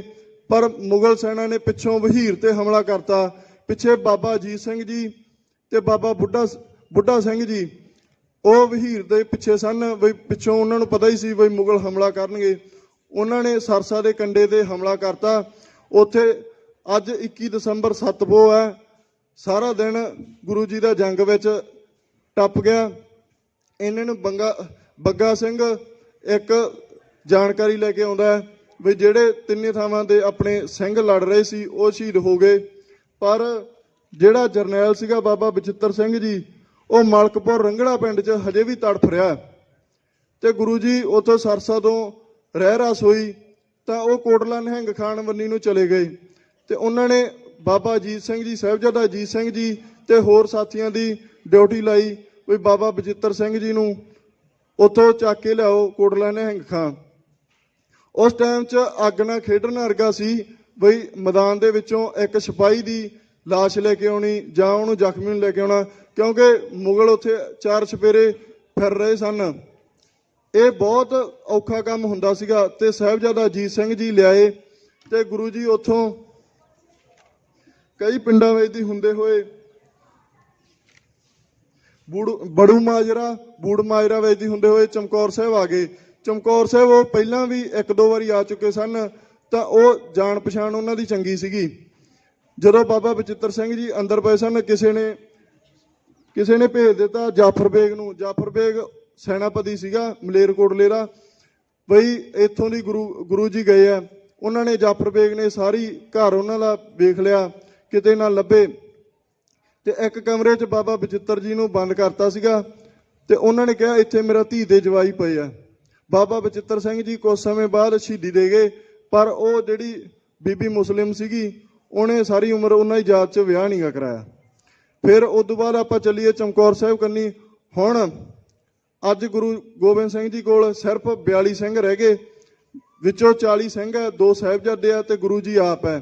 ਇੱਥੇ ਉਹਨਾਂ ਦੇ ਪਰਿਵਾਰ ਦਾ ਵਿਛੋੜਾ ਪੈ ਗਿਆ। ਭਾਈ ਮਣੀ ਸਿੰਘ ਜੀ, ਮਾਤਾ ਸੁੰਦਰੀ ਜੀ ਤੇ ਮਾਤਾ ਸਾਹਿਬ ਕੌਰ ਜੀ ਨੂੰ, ਜਿਨ੍ਹਾਂ ਨੂੰ ਖਾਲਸੇ ਦੀ ਮਾਤਾ ਕਿਹਾ ਜਾਂਦਾ ਹੈ, ਉਹਨਾਂ ਨੂੰ ਦਿੱਲੀ ਵੱਲ ਨੂੰ ਲੈ ਗਏ। ਮਾਤਾ ਗੁਜਰੀ ਜੀ, ਦੋਵੇਂ ਨਿੱਕੇ ਛੋਟੇ ਸਾਹਿਬਜ਼ਾਦੇ, ਕਾਮੂ ਸੀਗਾ ਇੱਕ ਬੰਦਾ, ਉਹਦੀ ਝੌਪੜੀ 'ਚ ਚਲੇ ਗਏ। ਉਹਨਾਂ ਨੇ ਵਿਸ਼ਰਾਮ ਕੀਤਾ ਇੱਕ ਦਿਨ, ਬਾਅਦ 'ਚ ਗੰਗੂ ਨੂੰ ਪਤਾ ਲੱਗ ਜਾਂਦਾ। ਹੁਣ ਆਪਾਂ ਗੁਰੂ ਗੋਬਿੰਦ ਸਿੰਘ ਜੀ ਕੰਨੀ ਫੇਰ ਚੱਲੀਏ ਤਾਂ ਉਹ ਚਮਕੌਰ ਸਾਹਿਬ ਚਲੇ ਗਏ। ਦੁਨੀ ਚੰਦ ਦੀ ਹਵੇਲੀ ਉਹਨਾਂ ਨੇ ਕਿਹਾ ਖੋਲ੍ਹਣ ਵਾਸਤੇ। ਦੁਨੀ ਚੰਦ ਕਹਿੰਦਾ ਬਈ ਗੁਰੂ ਜੀ ਤੁਸੀਂ ਮੇਰੇ ਘਰੇ ਹੀ ਆ ਜਾਓ। ਉਹ ਆਂਦੇ ਅਸੀਂ ਨਹੀਂ ਚਾਹੁੰਦੇ ਤੇਰੇ ਪਰਿਵਾਰ ਤੇ ਕੋਈ ਔਕੜ ਆਵੇ, ਤੇ ਅਸੀਂ ਦਰਵਾਜ਼ਾ, ਤੂੰ ਐਂ ਕਹਦੀ ਬਈ ਦਰਵਾਜ਼ਾ ਭੰਨ ਕੇ ਅੰਦਰ ਵੜ ਗਏ, ਦਰਵਾਜ਼ਾ ਤੋੜ ਕੇ। ਤੇ ਉਹ ਚਮਕੌਰ ਦੀ ਗੜੀ 'ਚ, ਕੱਚੀ ਗੜੀ ਨਿੱਕੀ ਸੀਗੀ ਤਾਂ ਉਹਨੂੰ ਗੜੀ ਕਿਹਾ ਜਾਂਦਾ, ਤਾਂ ਉੱਥੇ ਵਿਸ਼ਰਾਮ ਕੀਤਾ। ਅਗਲੇ ਦਿਨ ਫਿਰ ਯੁੱਧ ਹੋਇਆ, 2 ਘੰਟੇ ਤੀਰਬਾਜੀ ਨਾਲ ਰੋਕ ਕੇ ਰੱਖਿਆ। ਸਿੱਖ ਜਰਨੈਲ ਸੀ। ਉਸ ਰਾਤ ਗੁਰੂ ਗੋਬਿੰਦ ਸਿੰਘ ਜੀ ਜਮਾਂ ਵੀ ਸੁੱਤੇ ਨਹੀਂ। ਸੰਗਤਾਂ ਨੇ ਕਿਹਾ ਬਈ ਸੌਂ ਜਾਓ, ਸਾਰੇ ਥੱਲੇ ਪਏ ਸੀ। ਕਿਸੇ ਸਿੰਘ ਦੇ ਕਿਤੇ ਫੱਟ ਸੀ, ਕਿਤੇ ਸਿੰਘ ਦੇ ਕਿਸੇ ਸੀ। ਸਾਹਿਬਜ਼ਾਦੇ ਦੋਵੇਂ ਇਕੱਠੇ ਪਏ ਸੀ। ਕਈ ਉਰਦੂ ਦੀਆਂ ਤੇ ਫਾਰਸੀ ਦੀਆਂ ਲਿਖਤਾਂ ਵੀ ਉਦੋਂ ਦੀਆਂ, ਤੇ ਗੁਰੂ ਜੀ ਕਿਸੇ ਸਿੰਘ ਦੀਆਂ ਲੱਤਾਂ ਮੰਡ ਰਹੇ ਸੀ। ਇਹੋ ਜਿਹਾ ਮਹਾਨ ਜਰਨੈਲ ਅੱਲਾ ਯਾਰ ਕਹਿੰਦਾ ਬਈ ਮੈਂ ਦੁਨੀਆ 'ਚ ਨਹੀਂ ਵੇਖਿਆ ਜਿਹਨੇ ਆਪਦੇ ਪੁੱਤਰ ਵੀ ਸ਼ਹੀਦ ਕਰਵਾ ਦੇ ਹੋਣ ਆਪਦੇ ਧਰਮ ਦੇ ਅਸੂਲਾਂ ਦੀ ਖਾਤਰ। ਉਸ ਤੋਂ ਬਾਅਦ ਜਦੋਂ ਤੀਰ ਖਤਮ ਹੋਣ ਲੱਗ ਗਏ ਤਾਂ ਉਹਨਾਂ ਨੇ 5-5 ਦੇ ਜਥੇ ਭੇਜਣੇ ਸ਼ੁਰੂ ਕਰਤੇ। ਗੜੀ ਦਾ ਦਰਵਾਜ਼ਾ ਖੁੱਲਿਆ। 5 ਪਿਆਰਿਆਂ 'ਚੋਂ ਭਾਈ ਹਿੰਮਤ ਸਿੰਘ ਜੀ ਪਹਿਲਾ ਜਥਾ ਲੈ ਕੇ ਗਏ, ਬੜੀ ਬਹਾਦਰੀ ਨਾਲ ਸ਼ਹੀਦੀ ਦਿੱਤੀ। ਇਸ ਤਰ੍ਹਾਂ 3 ਜਥੇ ਗਏ। ਚੌਥਾ ਜਥਾ ਬਾਬਾ ਅਜੀਤ ਸਿੰਘ ਜੀ ਲੈ ਕਰ ਗਏ, ਤੇ ਜਿਹੜਾ ਸੀਗਾ 5 ਪਿਆਰੇ ਭਾਈ ਦਇਆ ਸਿੰਘ ਜੀ, ਉਹ ਆਂਦੇ ਬਈ ਹਜੇ ਤਾਂ ਸਾਡੇ ਵਰਗੇ ਪਏ ਆ। ਗੁਰੂ ਗੋਬਿੰਦ ਸਿੰਘ ਜੀ, ਅਜੀਤ ਸਿੰਘ ਤਾਂ ਬਹੁਤ ਛੋਟਾ ਹੈ। ਗੁਰੂ ਗੋਬਿੰਦ ਸਿੰਘ ਜੀ ਕਹਿਣ ਲੱਗੇ ਵੀ ਕੱਲ ਨੂੰ ਇਤਿਹਾਸ ਮੇਰੇ ਤੇ ਉਂਗਲ ਨਾ ਠਾਵੇ ਕਿ ਸਿੰਘਾਂ ਨੂੰ ਹੋਰ ਤੇ ਆਪਦੇ ਬੱਚਿਆਂ ਨੂੰ ਹੋਰ ਸਮਝਿਆ। ਮੇਰੇ ਲਈ ਤਾਂ ਸਾਰੇ ਮੇਰੇ ਬੱਚੇ ਹੀ ਆ ਖਾਲਸੇ ਦੇ। ਤਾਂ ਸਾਰਾ ਬਾਬਾ ਅਜੀਤ ਸਿੰਘ ਜੀ ਨੂੰ ਗੁਰੂ ਗੋਬਿੰਦ ਸਿੰਘ ਜੀ ਨੇ ਆਪ ਤਿਆਰ ਕੀਤਾ। 3 ਭੱਠੇ ਦੇ ਤੀਰ ਦਿੱਤੇ ਤਾਂ ਗੜੀ ਦਾ ਦਰਵਾਜ਼ਾ ਫਿਰ ਖੁੱਲਿਆ। ਆਹੂ ਲਾਉਂਦੇ ਇਹ ਸਿੰਘ ਮੁਗਲ ਫੌਜਾਂ 'ਚ ਤਹਿਲਕਾ ਮਚਾਉਂਦੇ ਗਾਂਹ ਵੱਧ ਰਹੇ ਸੀ। ਮੁਗਲਾਂ ਨੂੰ ਕੇਰਾਂ ਦਾ ਐਂ ਲੱਗਿਆ ਜਿਵੇਂ ਗੁਰੂ ਗੋਬਿੰਦ ਸਿੰਘ ਜੀ ਆਪ ਆ ਗਏ ਹੁੰਦੇ ਆ। ਬਹੁਤ ਵਾਟ ਜਾ ਕੇ ਇੱਕ ਸੂਰਬੀਰ ਜਰਨੈਲ ਨਾਲ ਮੁਗਲਾਂ ਦੇ ਨਾਲ ਟੱਕਰ ਹੁੰਦੀ ਆ ਬਾਬਾ ਅਜੀਤ ਸਿੰਘ ਜੀ, ਤੇ ਉਹ ਲੋਹੇ 'ਚ ਮੜਿਆ ਹੁੰਦਾ ਗਾ, ਤੇ ਉਹ ਐਸਾ ਵਾਰ ਕਰਦੇ ਆ ਵਿੱਚ ਭਾਲਾ ਧੱਕ ਦਿੰਦੇ ਆ, ਤੇ ਜਦੋਂ ਭਾਲਾ ਬਾਹਰ ਖਿੱਚਣ ਲੱਗਦੇ ਆ ਤੇ ਉਹਦਾ ਮੂਹਰੋਂ ਛੁਰੀ ਟੁੱਟ ਜਾਂਦੀ ਹੈਗੀ, ਕੱਲੀ ਡਾਂਗ ਰਹਿ ਜਾਂਦੀ ਹੈ। ਫਿਰ ਬਾਬਾ ਅਜੀਤ ਸਿੰਘ ਜੀ ਤਲਵਾਰ ਨਾਲ ਦੁਸ਼ਮਣਾਂ ਦੇ ਆਹੂ ਲਾਉਂਦੇ ਅੱਗੇ ਵੱਧਦੇ ਹੈਗੇ। ਜਦੋਂ ਤਲਵਾਰ ਵੀ ਉਹਨਾਂ ਦੀ ਖੁੰਡੀ ਬਣ ਜਾਂਦੀ ਆ, ਘੋੜਾ ਵੀ ਫੱਟੜ ਹੋ ਜਾਂਦਾ ਜੋ ਥੱਲੇ ਉਤਰ ਜਾਂਦੇ ਆ। ਆਪਾਂ ਫਿਲਮ ਵਿੱਚ ਵੀ ਵੇਖਿਆ ਇੱਕ ਨਜ਼ਾਰਾ, ਉਹ ਆਪਦੇ ਉੱਪਰ ਗੁਰੂ ਜੀ ਨੂੰ, ਪਿਤਾ ਜੀ ਨੂੰ ਖੜੇ ਨੂੰ ਦੇਖਦੇ ਆ ਤਾਂ ਪਿੱਛੋਂ ਇੱਕ ਬਰਛਾ ਵੱਜਦਾ ਤਾਂ ਉਹ ਸ਼ਹੀਦੀ ਪ੍ਰਾਪਤ ਕਰ ਜਾਂਦੇ ਆ। ਉਦੋਂ ਅਗਲੇ ਜਥੇ ਜਾਂਦੇ ਆ ਬਾਬਾ ਜੋਰਾਵਰ ਸਿੰਘ ਜੀ ਸਾਹਿਬਜ਼ਾਦਾ, 13 ਸਾਲ ਦੀ ਉਮਰ ਸੀ ਉਹਨਾਂ ਦੀ। ਸਾਹਿਬਜ਼ਾਦਾ ਅਜੀਤ ਸਿੰਘ ਦੀ 17 ਸਾਲ ਦੀ ਸੀ। ਗੁਰੂ ਗੋਬਿੰਦ ਸਿੰਘ ਜੀ ਖੁਸ਼ ਹੋਏ, ਕਹਿਣ ਲੱਗੇ ਬਈ ਮੈਨੂੰ ਤੈਨੂੰ ਕਹਿਣਾ ਨਹੀਂ ਪਿਆ, ਪਰ ਅਜੀਤ ਸਿੰਘ ਇਹ ਤੋਂ ਪਹਿਲਾਂ 3 ਯੁੱਧ ਲੜ ਚੁੱਕਿਆ ਹੈਗਾ, ਤੂੰ ਕੀ ਸਾਬਤ ਕਰ ਸਕਦਾ ਬਈ ਮੈਂ ਯੁੱਧ ਕਰ ਲੂੰਗਾ। ਆਨੰਦਪੁਰ ਦੀ ਲੜਾਈ 'ਚ ਬਾਬਾ ਅਜੀਤ ਸਿੰਘ ਜੀ ਨੇ ਹਿੱਸਾ ਦਿੱਤਾ ਸੀ। ਬਸੀ ਪਠਾਣਾ ਦੇ ਪਿੰਡ ਤੋਂ ਇੱਕ ਬ੍ਰਾਹਮਣ ਦੀ ਕੁੜੀ ਸੀਗੀ ਜਿਹਨੂੰ ਪਠਾਨ ਚੱਕ ਕੇ ਲੈ ਗਿਆ ਸੀ, ਉਹਨੂੰ ਛੁਡਵਾ ਕੇ ਲਿਆਂਦਾ ਸੀ। ਤੇ ਮਲਕਪੁਰ ਰੰਗੜਾ ਪਿੰਡ 'ਚੋਂ ਆਪਦੀ ਜਾਨ ਤੇ ਖੇਡ ਕੇ ਬਾਬਾ ਬਚਿੱਤਰ ਸਿੰਘ ਦੀ ਲਾਸ਼ ਨੂੰ ਚੁੱਕ ਕੇ ਲਿਆਏ ਸੀ। ਉਹ ਕਹਿੰਦੇ ਮੈਂ ਐਡਾ ਵੀ ਕਾਇਰ ਨਹੀਂ, ਮੈਂ ਪੁੱਤਰ ਤਾਂ ਤੁਹਾਡਾ ਹੀ ਹੈ, ਕੁਝ ਕੁ ਨੂੰ ਤਾਂ ਮਾਰਾਂਗਾ, ਫੇਰ ਹੀ ਮਾਰ ਕੇ ਮਰਾਂਗਾ। ਤਾਂ ਉਹ ਵੀ ਇਸ ਤਰ੍ਹਾਂ ਸ਼ਹੀਦ ਹੋ ਜਾਂਦੇ ਆ। ਰਾਤ ਹੁੰਦੀ ਹੈ ਤਾਂ ਗੁਰੂ ਗੋਬਿੰਦ ਸਿੰਘ ਜੀ ਇਹ ਫੈਸਲਾ ਕਰਦੇ ਆ ਕਿ ਕੱਲ ਨੂੰ ਜੰਗੇ ਮੈਦਾਨ 'ਚ ਅਸੀਂ ਜਾਵਾਂਗੇ। ਤਾਂ ਕੁਝ ਲਿਖਤਾ ਮੈਂ ਤੁਹਾਨੂੰ ਸੁਣਾਉਣ ਜਾ ਰਿਹਾ। ਆਇਆ ਰੋਹ ਵਿੱਚ ਪੁਤਲਾ ਸਰਬ ਲੋਹ ਦਾ, ਉਹਦੀ ਵੀਰਤਾ ਸ਼ਾਨ ਵਿਖਾਉਣ ਲੱਗੀ, ਤੀਰਾਂ ਉਹਦਿਆਂ ਗਿੱਠ-ਗਿੱਠ ਲੰਬੀ ਜੀਭ ਕੱਢੀ, ਆਕੜ ਉਹਦੀ ਕਮਾਨ ਲੈਣ ਲੱਗੀ, ਸੂਕੀ ਵਾਂਗ ਦਮੂਹੀ ਤੇ ਤੇਗ ਉਹਦੀ, ਵੱਟ ਵਿੱਚ ਕਮਾਨ ਦੇ ਖਾਣ ਲੱਗੀ, ਨੀਲਾ ਹਿੜਕਿਆ ਦੇ ਬਾਜ ਨੇ ਖੰਭ ਖਿਲਾਰੇ, ਧਰਤੀ ਕੰਬ ਕੇ ਹੋਣ ਹੈਰਾਨ ਲੱਗੀ। ਤਾਂ ਗੁਰੂ ਜੀ ਨੇ ਇਹ ਫੈਸਲਾ ਕੀਤਾ ਕਿ ਕੱਲ ਨੂੰ ਜੰਗੇ ਮੈਦਾਨ 'ਚ ਅਸੀਂ ਵੀ ਸ਼ਹੀਦੀਆਂ ਪਾਉਣੀਆਂ, ਕੱਲ ਨੂੰ ਅਸੀਂ ਜੰਗੇ ਮੈਦਾਨ 'ਚ ਜਾਵਾਂਗੇ। ਜਦੋਂ ਸਾਹਿਬਜ਼ਾਦਾ ਜੁਝਾਰ ਸਿੰਘ ਜੀ ਨੂੰ ਭੇਜਣ ਲੱਗੇ ਤਾਂ ਭਾਈ ਦਇਆ ਸਿੰਘ ਜੀ ਦਾ ਉਹਨਾਂ ਨਾਲ ਬਹੁਤ ਲਾਡ ਸੀਗਾ। ਉਹ ਕਹਿੰਦੇ ਗੁਰੂ ਜੀ ਇਹਨਾਂ ਨੂੰ ਤਾਂ ਰੱਖ ਲਓ, ਅਜੀਤ ਸਿੰਘ ਤਾਂ ਨਿੱਕਾ ਸੀ, ਇਹਨਾਂ ਨੇ ਤਾਂ ਹਜੇ ਤਲਵਾਰ ਚਲਾਉਣੀ ਸਿੱਖੀ ਹੈ, ਗੁਰੂ ਜੀ ਨੇ ਫੇਰ ਕਿਹਾ ਕਿ ਮੈਂ ਪ੍ਰਮਾਤਮਾ ਨੂੰ ਆਪਦੀ ਦੂਜੀ ਕਿਸ਼ਤ ਦੇਣੀ ਹੈ। ਤੇ ਭਾਈ ਦਇਆ ਸਿੰਘ ਜੀ ਬਹੁਤ ਰੋਣ ਲੱਗੇ ਤੇ ਉਹ ਸਿੰਘ ਨਾਲ ਜਦੋਂ 5-5 ਦਾ ਜਥਾ ਜਾਂਦਾ ਸੀ, ਸਿੰਘ ਸ਼ਹੀਦ ਹੁੰਦਾ ਸੀ ਤਾਂ ਉਹ ਜਕਾਰਾ ਲਾਉਂਦਾ ਹੁੰਦਾ ਸੀ। ਭਾਈ ਦਇਆ ਸਿੰਘ ਜੀ ਤੋਂ ਜਕਾਰਾ ਨਹੀਂ ਲੱਗਿਆ ਤੇ ਉਹ ਆਂਦੇ ਕਿਉਂ ਹੁਣ ਨਹੀਂ ਜਕਾਰਾ ਲੱਗਿਆ। ਫਿਰ ਗੁਰੂ ਗੋਬਿੰਦ ਸਿੰਘ ਜੀ ਨੇ ਆਪ ਜਕਾਰਾ ਲਾਇਆ ਤਾਂ ਭਾਈ ਦਇਆ ਸਿੰਘ ਜੀ ਨੇ ਰਾਤ ਨੂੰ ਫਰਿਆਦ ਕੀਤੀ, ਗੁਰੂ ਜੀ ਜੇ ਤੁਸੀਂ ਬਚ ਗਏ ਤਾਂ ਤੁਸੀਂ ਲੱਖਾਂ ਜਰਨੈਲ ਖੜੇ ਕਰ ਸਕਦੇ ਆ, ਤੇ ਜੇ ਅਸੀਂ ਬਚ ਗਏ ਸਾਡੇ ਤੋਂ ਤੁਹਾਡੇ ਵਰਗਾ ਯੋਧਾ ਜਰਨੈਲ ਪੈਦਾ ਨਹੀਂ ਹੋਣਾ। ਪਾਸਾ ਅਸੀਂ ਕੋਈ ਜੱਗ ਦਾ ਥਾਮਣਾ ਨਹੀਂ, ਪਰ ਜੇ ਤੂੰ ਨਾ ਰਿਹਾ ਸ਼ਮਸ਼ੇਰੇ ਦੁੱਲਣਾ ਤਾਂ ਦੁਨੀਆ ਤੇ ਕੋਈ ਗੋਬਿੰਦ ਜੰਮਣਾ ਨਹੀਂ ਬਈ। ਤੇ ਉਹ ਧਰਮ ਸਿੰਘ ਜੀ ਕੋਲ ਆ ਗਏ। ਧਰਮ ਸਿੰਘ ਜੀ ਆਂਦੇ ਯਾਦ ਹੈ ਭਾਈ ਦਇਆ ਸਿੰਘ ਜੀ, ਆਪਾਂ ਨੂੰ ਗੁਰੂ ਜੀ ਨੇ ਕਿਹਾ ਸੀ ਬਈ ਤੁਸੀਂ ਅੱਜ ਤੋਂ ਖਾਲਸਾ ਹੈ, 5 ਪਿਆਰੇ ਕਿਸੇ ਵੀ ਰੂਪ 'ਚ ਮੇਰੇ ਕੋਲੇ ਆਉਂਗੇ ਤਾਂ ਮੈਂ ਤੁਹਾਡੀ ਆਗਿਆ ਮੰਨਾਂਗਾ। 5 ਪਿਆਰਿਆਂ ਦੇ ਬੇਨਤੀ ਕਰਨ ਤੇ ਗੁਰੂ ਗੋਬਿੰਦ ਸਿੰਘ ਜੀ ਕਹਿੰਦੇ ਕੱਲ ਨੂੰ ਐ ਨਾ ਕਵੇ ਕੋਈ ਬਈ ਗੁਰੂ ਗੋਬਿੰਦ ਸਿੰਘ ਜੀ ਕੈਰ ਸੀਗੇ ਤਾਂ ਇੱਥੋਂ ਭੱਜ ਕੇ ਜਵਾਕਾਂ ਨੂੰ ਮਰਵਾ ਕੇ। ਗੁਰੂ ਗੋਬਿੰਦ ਸਿੰਘ ਜੀ ਦੇ ਨਾਲ ਭਾਈ ਦਇਆ ਸਿੰਘ ਜੀ, ਭਾਈ ਧਰਮ ਸਿੰਘ ਜੀ, ਭਾਈ ਮਾਨ ਸਿੰਘ ਜੀ ਤਿੰਨੋਂ, ਤੇ ਉਹਨਾਂ ਨੇ ਆਪਦੀ ਕਲਗੀ ਭਾਈ ਸੰਗਤ ਸਿੰਘ ਜੀ ਨੂੰ ਸਜਾ ਕੇ 24 ਦਸੰਬਰ ਦੀ ਗੱਲ ਹੈ ਰਾਤ ਦੀ, ਤੇ ਉਹ ਉੱਥੋਂ ਚਲੇ ਗਏ। ਹਿੰਦ ਦਾ ਪੀਰ ਜਾ ਰਿਹਾ ਵੀ ਜੇ ਕੋਈ ਰੋਕ ਸਕਦਾ ਤਾਂ ਰੋਕ ਲਓ। ਜੰਗਲਾਂ 'ਚ ਹਨੇਰੇ 'ਚ ਮੁਗਲਾਂ ਫੌਜਾਂ ਨੂੰ ਨਾ ਪਤਾ ਲੱਗਿਆ, ਉਹਨਾਂ ਨੇ ਮਾਛੀਵਾੜੇ ਇੱਟ ਦਾ ਸਰਾਣਾ ਰਾ ਕੇ ਸਾਰੀ ਰਾਤ ਕੱਢੀ। ਤੜਕੇ ਪੰਛੀਆਂ ਨੇ ਵੀ ਸ਼ੋਰ ਨਾ ਕੀਤਾ ਕਿ ਬਈ ਗੁਰੂ ਗੋਬਿੰਦ ਸਿੰਘ ਜੀ ਸੁੱਤੇ ਪਏ ਆ, ਬਹੁਤ ਥੱਕਿਆ, ਕੰਡੇ ਵੱਜ ਚੁੱਕੇ ਸੀ, ਚਾਦਰਾ ਕੰਡਿਆਂ ਨਾਲ ਫੜ ਚੁੱਕਿਆ ਸੀ। ਤਾਂ ਗੁਰੂ ਗੋਬਿੰਦ ਸਿੰਘ ਜੀ ਨੇ ਫਿਰ ਤੜਕੇ ਪ੍ਰਮਾਤਮਾ ਅੱਗੇ ਫਰਿਆਦ ਕੀਤੀ, ਮਿੱਤਰ ਪਿਆਰੇ ਨੂੰ ਹਾਲ ਮਰੀਦਾਂ ਦਾ ਕਹਿਣਾ। ਫਿਰ ਉਹ ਇਕੱਠੇ ਹੁੰਦੇ ਆ, ਫਿਰ ਮਾਛੀਵਾੜੇ ਜਾਂਦੇ ਆ, ਫਿਰ ਦੀਨੇ ਕਾਂਗੜ। ਹੁਣ ਆਪਾਂ ਨਿੱਕੇ ਸਾਹਿਬਜ਼ਾਦਿਆਂ ਕੰਨੀ ਜਾਂਦੇ ਆ। ਰਾਤ ਦੇ ਸਮੇਂ ਗੰਗੂ ਬੇਈਮਾਨ ਹੋ ਜਾਂਦਾ, ਉਹਨੂੰ ਮੋਹਰਾਂ ਦਿਖ ਜਾਂਦੀਆਂ ਮਾਤਾ ਦੀਆਂ, ਤਾਂ ਉਹ ਮਰਿੰਡੇ ਦੇ ਕੋਤਵਾਲ ਅੱਗੇ ਉਹਨਾਂ ਦੀ ਸ਼ਿਕਾਇਤ ਕਰ ਦਿੰਦਾ ਕਿ ਗੁਰੂ ਜੀ ਦਾ ਪਰਿਵਾਰ ਮੇਰੇ ਘਰ ਹੈ। ਤਾਂ ਉਹ ਗਾਂ ਅੱਗੇ ਮਰਿੰਡੇ ਦਾ ਕੋਤਵਾਲ ਸਰਹੰਦ ਦੇ ਸੂਬੇਦਾਰ ਵਜ਼ੀਰ ਖਾਨ ਨੂੰ ਤਲਾਹ ਕਰ ਦਿੰਦਾ ਬਈ ਸਾਡੇ ਘਰੇ ਆ। ਫਿਰ 2 ਦਿਨ ਸੂਬੇ ਦੀ ਕਚਹਿਰੀ ਲੱਗਦੀ ਹੈ। ਛੋਟੇ ਸਾਹਿਬਜ਼ਾਦੇ ਠੰਡੇ ਬੁਰਜ 'ਚ ਰਹਿੰਦੇ ਆ। ਤੁਸੀਂ ਆਪ ਹੀ ਅੰਦਾਜ਼ਾ ਲਾ ਸਕਦੇ ਆ, ਗਲੋਬਲ ਵਾਰਮਿੰਗ ਹਰ ਸਾਲ ਵੱਧਦੀ ਹੈ ਤੇ ਅੱਜ ਤੋਂ 300 ਸਾਲ ਪਹਿਲਾਂ ਕਿੰਨੀ ਕੁ ਠੰਡ ਹੋਊਗੀ ਤੁਸੀਂ ਇਹ ਆਪ ਅੰਦਾਜ਼ਾ ਲਾ ਸਕਦੇ ਆ। ਤੇ ਇੱਕ ਉੱਚੀ ਜਗ੍ਹਾ ਤੇ ਜਿੱਥੇ ਵਜ਼ੀਰ ਖਾਨ ਗਰਮੀਆਂ ਦੇ ਮਹੀਨੇ 'ਚ ਨਦੀ ਸੀਗੀ, ਉੱਥੋਂ ਠੰਡੀ ਹਵਾ ਆਉਂਦੀ ਸੀ, ਉੱਥੇ ਆਪ ਬਹਿੰਦਾ ਸੀਗਾ। ਤਾਂ ਉਹ ਠੰਡਾ ਬੁਰਜ ਜਿਹੜਾ ਗਰਮੀ 'ਚ ਵਰਤਿਆ ਜਾਂਦਾ ਸੀ, ਉੱਥੇ ਸਿਆਲ 'ਚ ਉਹਨਾਂ ਨੂੰ ਬਿਠਾਇਆ ਗਿਆ। ਭੁੱਖੇ ਭਾਣੇ ਬੜੇ ਉਹਨਾਂ ਦੇ ਲਾਲਚ ਦਿੱਤੇ ਗਏ ਬਈ ਤੁਹਾਡਾ ਵਿਆਹ ਕਰ ਦਿਆਂਗੇ, ਤੁਹਾਨੂੰ ਪੈਸੇ ਦੇ ਦਿਆਂਗੇ, ਤੁਹਾਡਾ ਪਿਤਾ ਮਰ ਚੁੱਕਿਆ। ਪਰ ਸਾਹਿਬਜ਼ਾਦੇ ਆਪਦੀ ਗੱਲ ਤੇ ਅਟਲ ਰਹੇ। ਮੋਤੀ ਰਾਮ ਮਹਿਰਾ ਜੀ ਨੇ ਉਹਨਾਂ ਨੂੰ ਰਾਤ ਦੇ ਸਮੇਂ ਦੁੱਧ ਪਿਆਇਆ। ਕਿਸੇ ਸਿਪਾਹੀ ਨੂੰ ਆਪਦਾ ਸਿਉਣਾ ਦਿੱਤਾ ਤਾਂ ਉਹਨਾਂ ਨੂੰ ਦੁੱਧ ਪਿਆਉਣ ਦੀ ਸੇਵਾ 2 ਦਿਨ ਉਹ ਵਿਚਾਰਾ ਕਰਦਾ ਰਿਹਾ। ਉਸ ਤੋਂ ਬਾਅਦ ਕਚਹਿਰੀ ਲੱਗਦੀ ਹੈ। ਸੁੱਚਾਨੰਦ ਕਹਿੰਦਾ ਬਈ ਸੱਪ ਦੇ ਬੱਚੇ ਸੱਪ ਹੀ ਹੁੰਦੇ ਹੈਗੇ, ਤਾਂ ਆਪਾਂ ਇਹਨਾਂ ਨੂੰ ਸ਼ਹੀਦ ਕਰ ਦਈਏ। ਤਾਂ ਸ਼ੇਰ ਮੁਹੰਮਦ ਖਾਨ ਨੂੰ ਬੁਲਾਇਆ ਜਾਂਦਾ ਹੈ। ਉਹਦੇ ਭਰਾ ਸੈਦੇ ਖਾਨ ਨੂੰ ਤੇ ਪੈਂਡੇ ਖਾਨ ਨੂੰ ਗੁਰੂ ਗੋਬਿੰਦ ਸਿੰਘ ਜੀ ਨੇ ਮਾਰਿਆ ਹੁੰਦਾ ਗਾ, ਤੇ ਉਹ ਉਹਨਾਂ ਨੂੰ ਉਹ ਆਂਦਾ ਮੈਂ ਜੰਗੇ ਮੈਦਾਨ 'ਚ ਗੁਰੂ ਗੋਬਿੰਦ ਸਿੰਘ ਜੀ ਤੋਂ ਬਦਲਾ ਲੈ ਲੂੰਗਾ, ਪਰ ਇਹਨਾਂ ਜਵਾਕਾਂ ਨੇ ਮੇਰਾ ਕੁਝ ਨਹੀਂ ਵਿਗਾੜਿਆ। ਸੁੱਚਾਨੰਦ ਫਿਰ ਭੜਕਾਉਂਦਾ ਤਾਂ ਉਹਨਾਂ ਨੂੰ ਜਿਉਂਦੇ ਨੀਆਂ 'ਚ ਚਿਣਿਆ ਜਾਂਦਾ ਹੈ। ਉਸ ਤੋਂ ਪਹਿਲਾਂ ਇੱਕ ਦਿਨ ਸਾਹਿਬਜ਼ਾਦੇ ਖੇਡ ਰਹੇ ਸੀਗੇ ਕੱਚੀਆਂ ਕੰਧਾਂ 'ਚ, ਤੇ ਭਾਈ ਸਾਹਿਬ ਦੀ ਡਿਊਟੀ ਲੱਗੀ ਹੁੰਦੀ ਸੀ ਸਿੰਘ ਸਾਹਿਬ ਦੀ ਬਈ ਉਹ ਉਹਨਾਂ ਦੇ ਨਾਲ ਰਵੇ।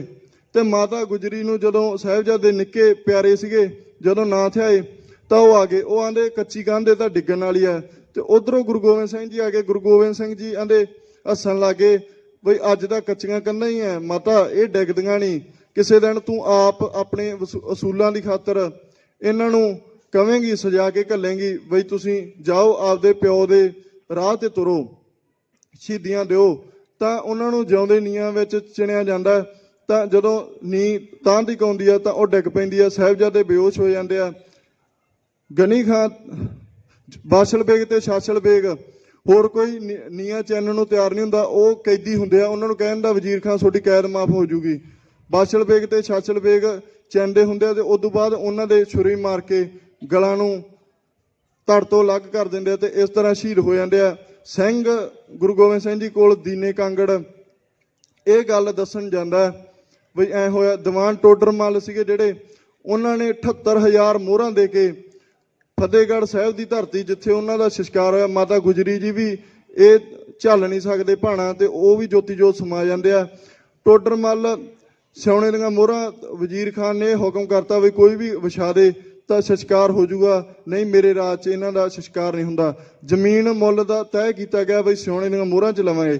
ਪਹਿਲਾਂ ਜਿਵੇਂ ਆਪਾਂ ਹੈੱਡ ਚੈਨ ਛੱਡ ਦਿੰਦੇ ਹਾਂ ਸਿੱਕਾ, ਉਵੇਂ ਵਿਛਾਏ ਗਏ। ਫਿਰ ਲਾਲਚ ਹੋਰ ਜਾ ਗਿਆ, ਫਿਰ ਦੂਜੇ ਪਾਸੇ ਨੂੰ ਐ ਲੰਮੇ ਵਿਛਾਏ ਗਏ। ਫਿਰ ਜਿੱਥੋਂ ਤੱਕ ਧਾੜ ਆਉਂਦੀ ਹੈ ਐ ਉੱਚੇ ਸਿੱਕੇ ਚਿਣੇ ਗਏ, ਜਿਹਦੀ ਕੀਮਤ ਅੱਜ 2.5 ਅਰਬ ਕਰੋੜ ਬਣਦੀ ਹੈ, ਜਿਹਦੇ ਨਾਲ ਭਾਰਤ ਦਾ ਤੇ ਕਰਜ਼ਾ ਲੈ ਕੇ ਅੱਧਾ ਪੈਸਾ ਬਚ ਸਕਦਾ। 78,000 ਮੋਹਰਾਂ ਦੇ ਕੇ ਉਹਨਾਂ ਨੇ ਉਹ ਜ਼ਮੀਨ ਖਰੀਦੀ। ਤੇ ਉਸ ਤੋਂ ਬਾਅਦ ਦੀਨੇ ਕਾਂਗੜ ਜਦੋਂ ਇੱਕ ਸਿੰਘ ਗੁਰੂ ਗੋਬਿੰਦ ਸਿੰਘ ਜੀ ਕੋਲ ਇਹ ਫਰਿਆਦ ਲੈ ਕੇ ਜਾਂਦਾ ਵੀ ਮਾਤਾ ਜੀ ਵੀ ਤੇ ਨਿੱਕੇ ਸਾਹਿਬਜ਼ਾਦਿਆਂ ਨੂੰ ਵੀ ਇਸ ਤਰ੍ਹਾਂ ਸ਼ਹੀਦ ਕਰ ਦਿੱਤਾ ਗਿਆ, ਗੁਰੂ ਗੋਬਿੰਦ ਸਿੰਘ ਜੀ ਕਾਹੀਂ ਦੇ ਬੂਟੇ ਨੂੰ ਤੀਰ ਮਾਰਦੇ ਆ ਤੇ ਜੜੋਂ ਖਾੜ ਦਿੰਦੇ ਆ, ਤਾਹਨੂੰ ਕਰ ਦਿੰਦੇ ਆ। ਤੇ ਉਹ ਪੁੱਛਦੇ ਆ ਸਿੰਘ ਬਈ ਇਹ ਕਿਉਂ? ਉਹ ਕਹਿੰਦੇ ਮੁਗਲਾਂ ਦੇ ਜ਼ੁਲਮ ਹੈ ਜਿਹੜੇ ਉਹ ਦਿਨੋਂ ਦਿਨ ਵੱਧ ਗਏ, ਤਾਂ ਹੁਣ ਇਹਨਾਂ ਦਾ ਅੰਤ ਆ ਗਿਆ। ਇਹ ਇਸ ਚੀਜ਼ ਦੀ ਨਿਸ਼ਾਨੀ ਹੈ। ਤੇ ਇਸ ਤਰ੍ਹਾਂ ਖਿਦਰਾਣੇ ਨੂੰ ਆ ਜਾਂਦੇ ਆ ਮਹਾਂ ਸਿੰਘ ਤੇ ਮਾਈ ਭਾਗੋ, ਜਿਹੜੇ ਵਿਦਾਵਾ ਸਿੰਘ ਲੱਗੇ ਸੀ ਉਹ ਫਿਰ ਉਹਨਾਂ ਕੋਲ ਆਉਂਦੇ ਆ ਤੇ ਖਿਦਰਾਣੇ ਯੁੱਧ ਲੜਦੇ ਆ। ਫਿਰ ਜਿਹੜੀਆਂ ਵਜ਼ੀਰ ਖਾਨ ਦੀਆਂ ਫੌਜਾਂ ਹੁੰਦੀਆਂ ਉਹਨਾਂ ਦਾ ਮੁਕਾਬਲਾ ਕਰਦੇ ਆ।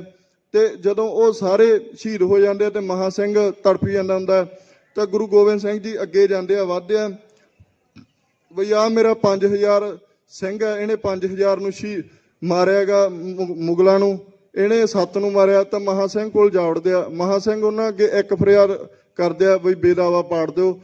ਤੇ ਉਹਨਾਂ ਨੇ ਬੇਦਾਵਾ ਪਾੜਤਾ। ਉੱਥੇ ਟੁੱਟੀ ਗੰਢੀ ਗੁਰਦੁਆਰਾ ਸਾਹਿਬ ਬਣਿਆ ਹੋਇਆ ਮੁਕਤਸਰ ਸਾਹਿਬ। ਉਸ ਤੋਂ ਬਾਅਦ ਦੱਖਣ ਵੱਲ ਨੂੰ ਜਾ ਵੜਦੇ ਆ ਗੁਰੂ ਗੋਬਿੰਦ ਸਿੰਘ ਜੀ। 1708 'ਚ ਇੱਕ ਪਠਾਨ ਛੁਰਾ ਮਾਰਦਾ ਤਾਂ ਉਹ ਸ਼ਹੀਦੀ ਨੂੰ ਪ੍ਰਾਪਤ ਹੋ ਜਾਂਦੇ ਆ।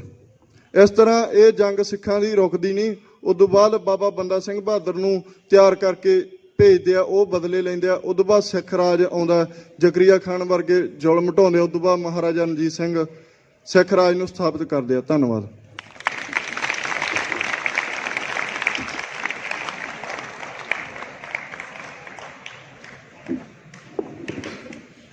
ਮੈਂ ਬਹੁਤ ਜ਼ਿਆਦਾ ਧੰਨਵਾਦੀ ਹਾਂ ਇਹੋ ਜਿਹੇ ਸਕਾਲਰ, ਇਹੋ ਜਿਹੇ ਅਕੈਡਮੀਸ਼ੀਅਨ ਤੇ ਆਉਣ ਵਾਲੇ ਟਾਈਮ ਦੇ ਇੱਕ ਬੁਲੰਦ ਸਿਤਾਰੇ ਬਣਨ ਜਾਣ ਵਾਲੇ ਧੰਨ ਸਿੰਘ ਦਾ।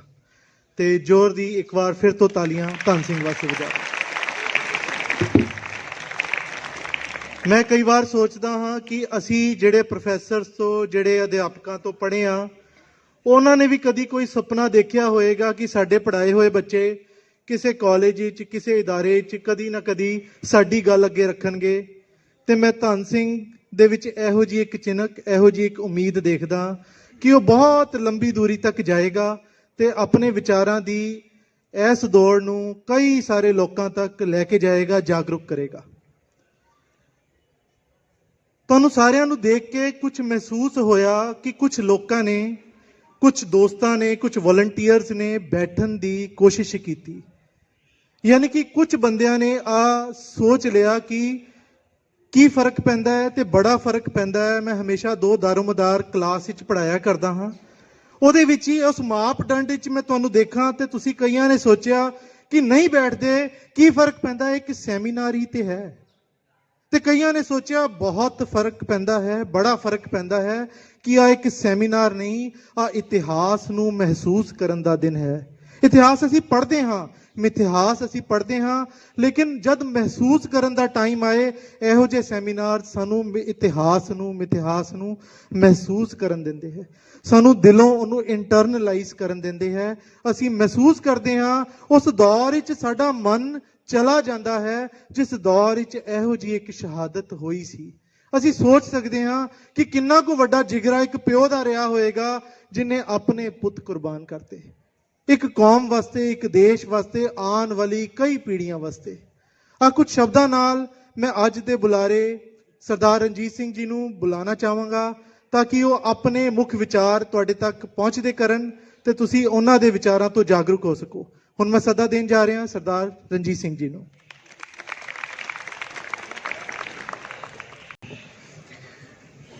ਇਸ ਸੰਸਥਾ ਦੇ ਅਤੀ ਸਤਿਕਾਰਯੋਗ ਪ੍ਰਿੰਸੀਪਲ ਡਾਕਟਰ ਪ੍ਰਵਿੰਦਰ ਸਿੰਘ ਜੀ ਤਗੜ ਸਾਹਿਬ, ਮੇਰੇ ਅਤੀ ਸਤਿਕਾਰਯੋਗ ਪ੍ਰੋਫੈਸਰ ਸਾਹਿਬਾਨ ਅਤੇ ਬਹੁਤ ਹੀ ਪਿਆਰੇ ਮੇਰੇ ਛੋਟੇ ਵੀਰ ਤੇ ਭੈਣੋਂ, ਆਓ ਅੱਜ ਦੇ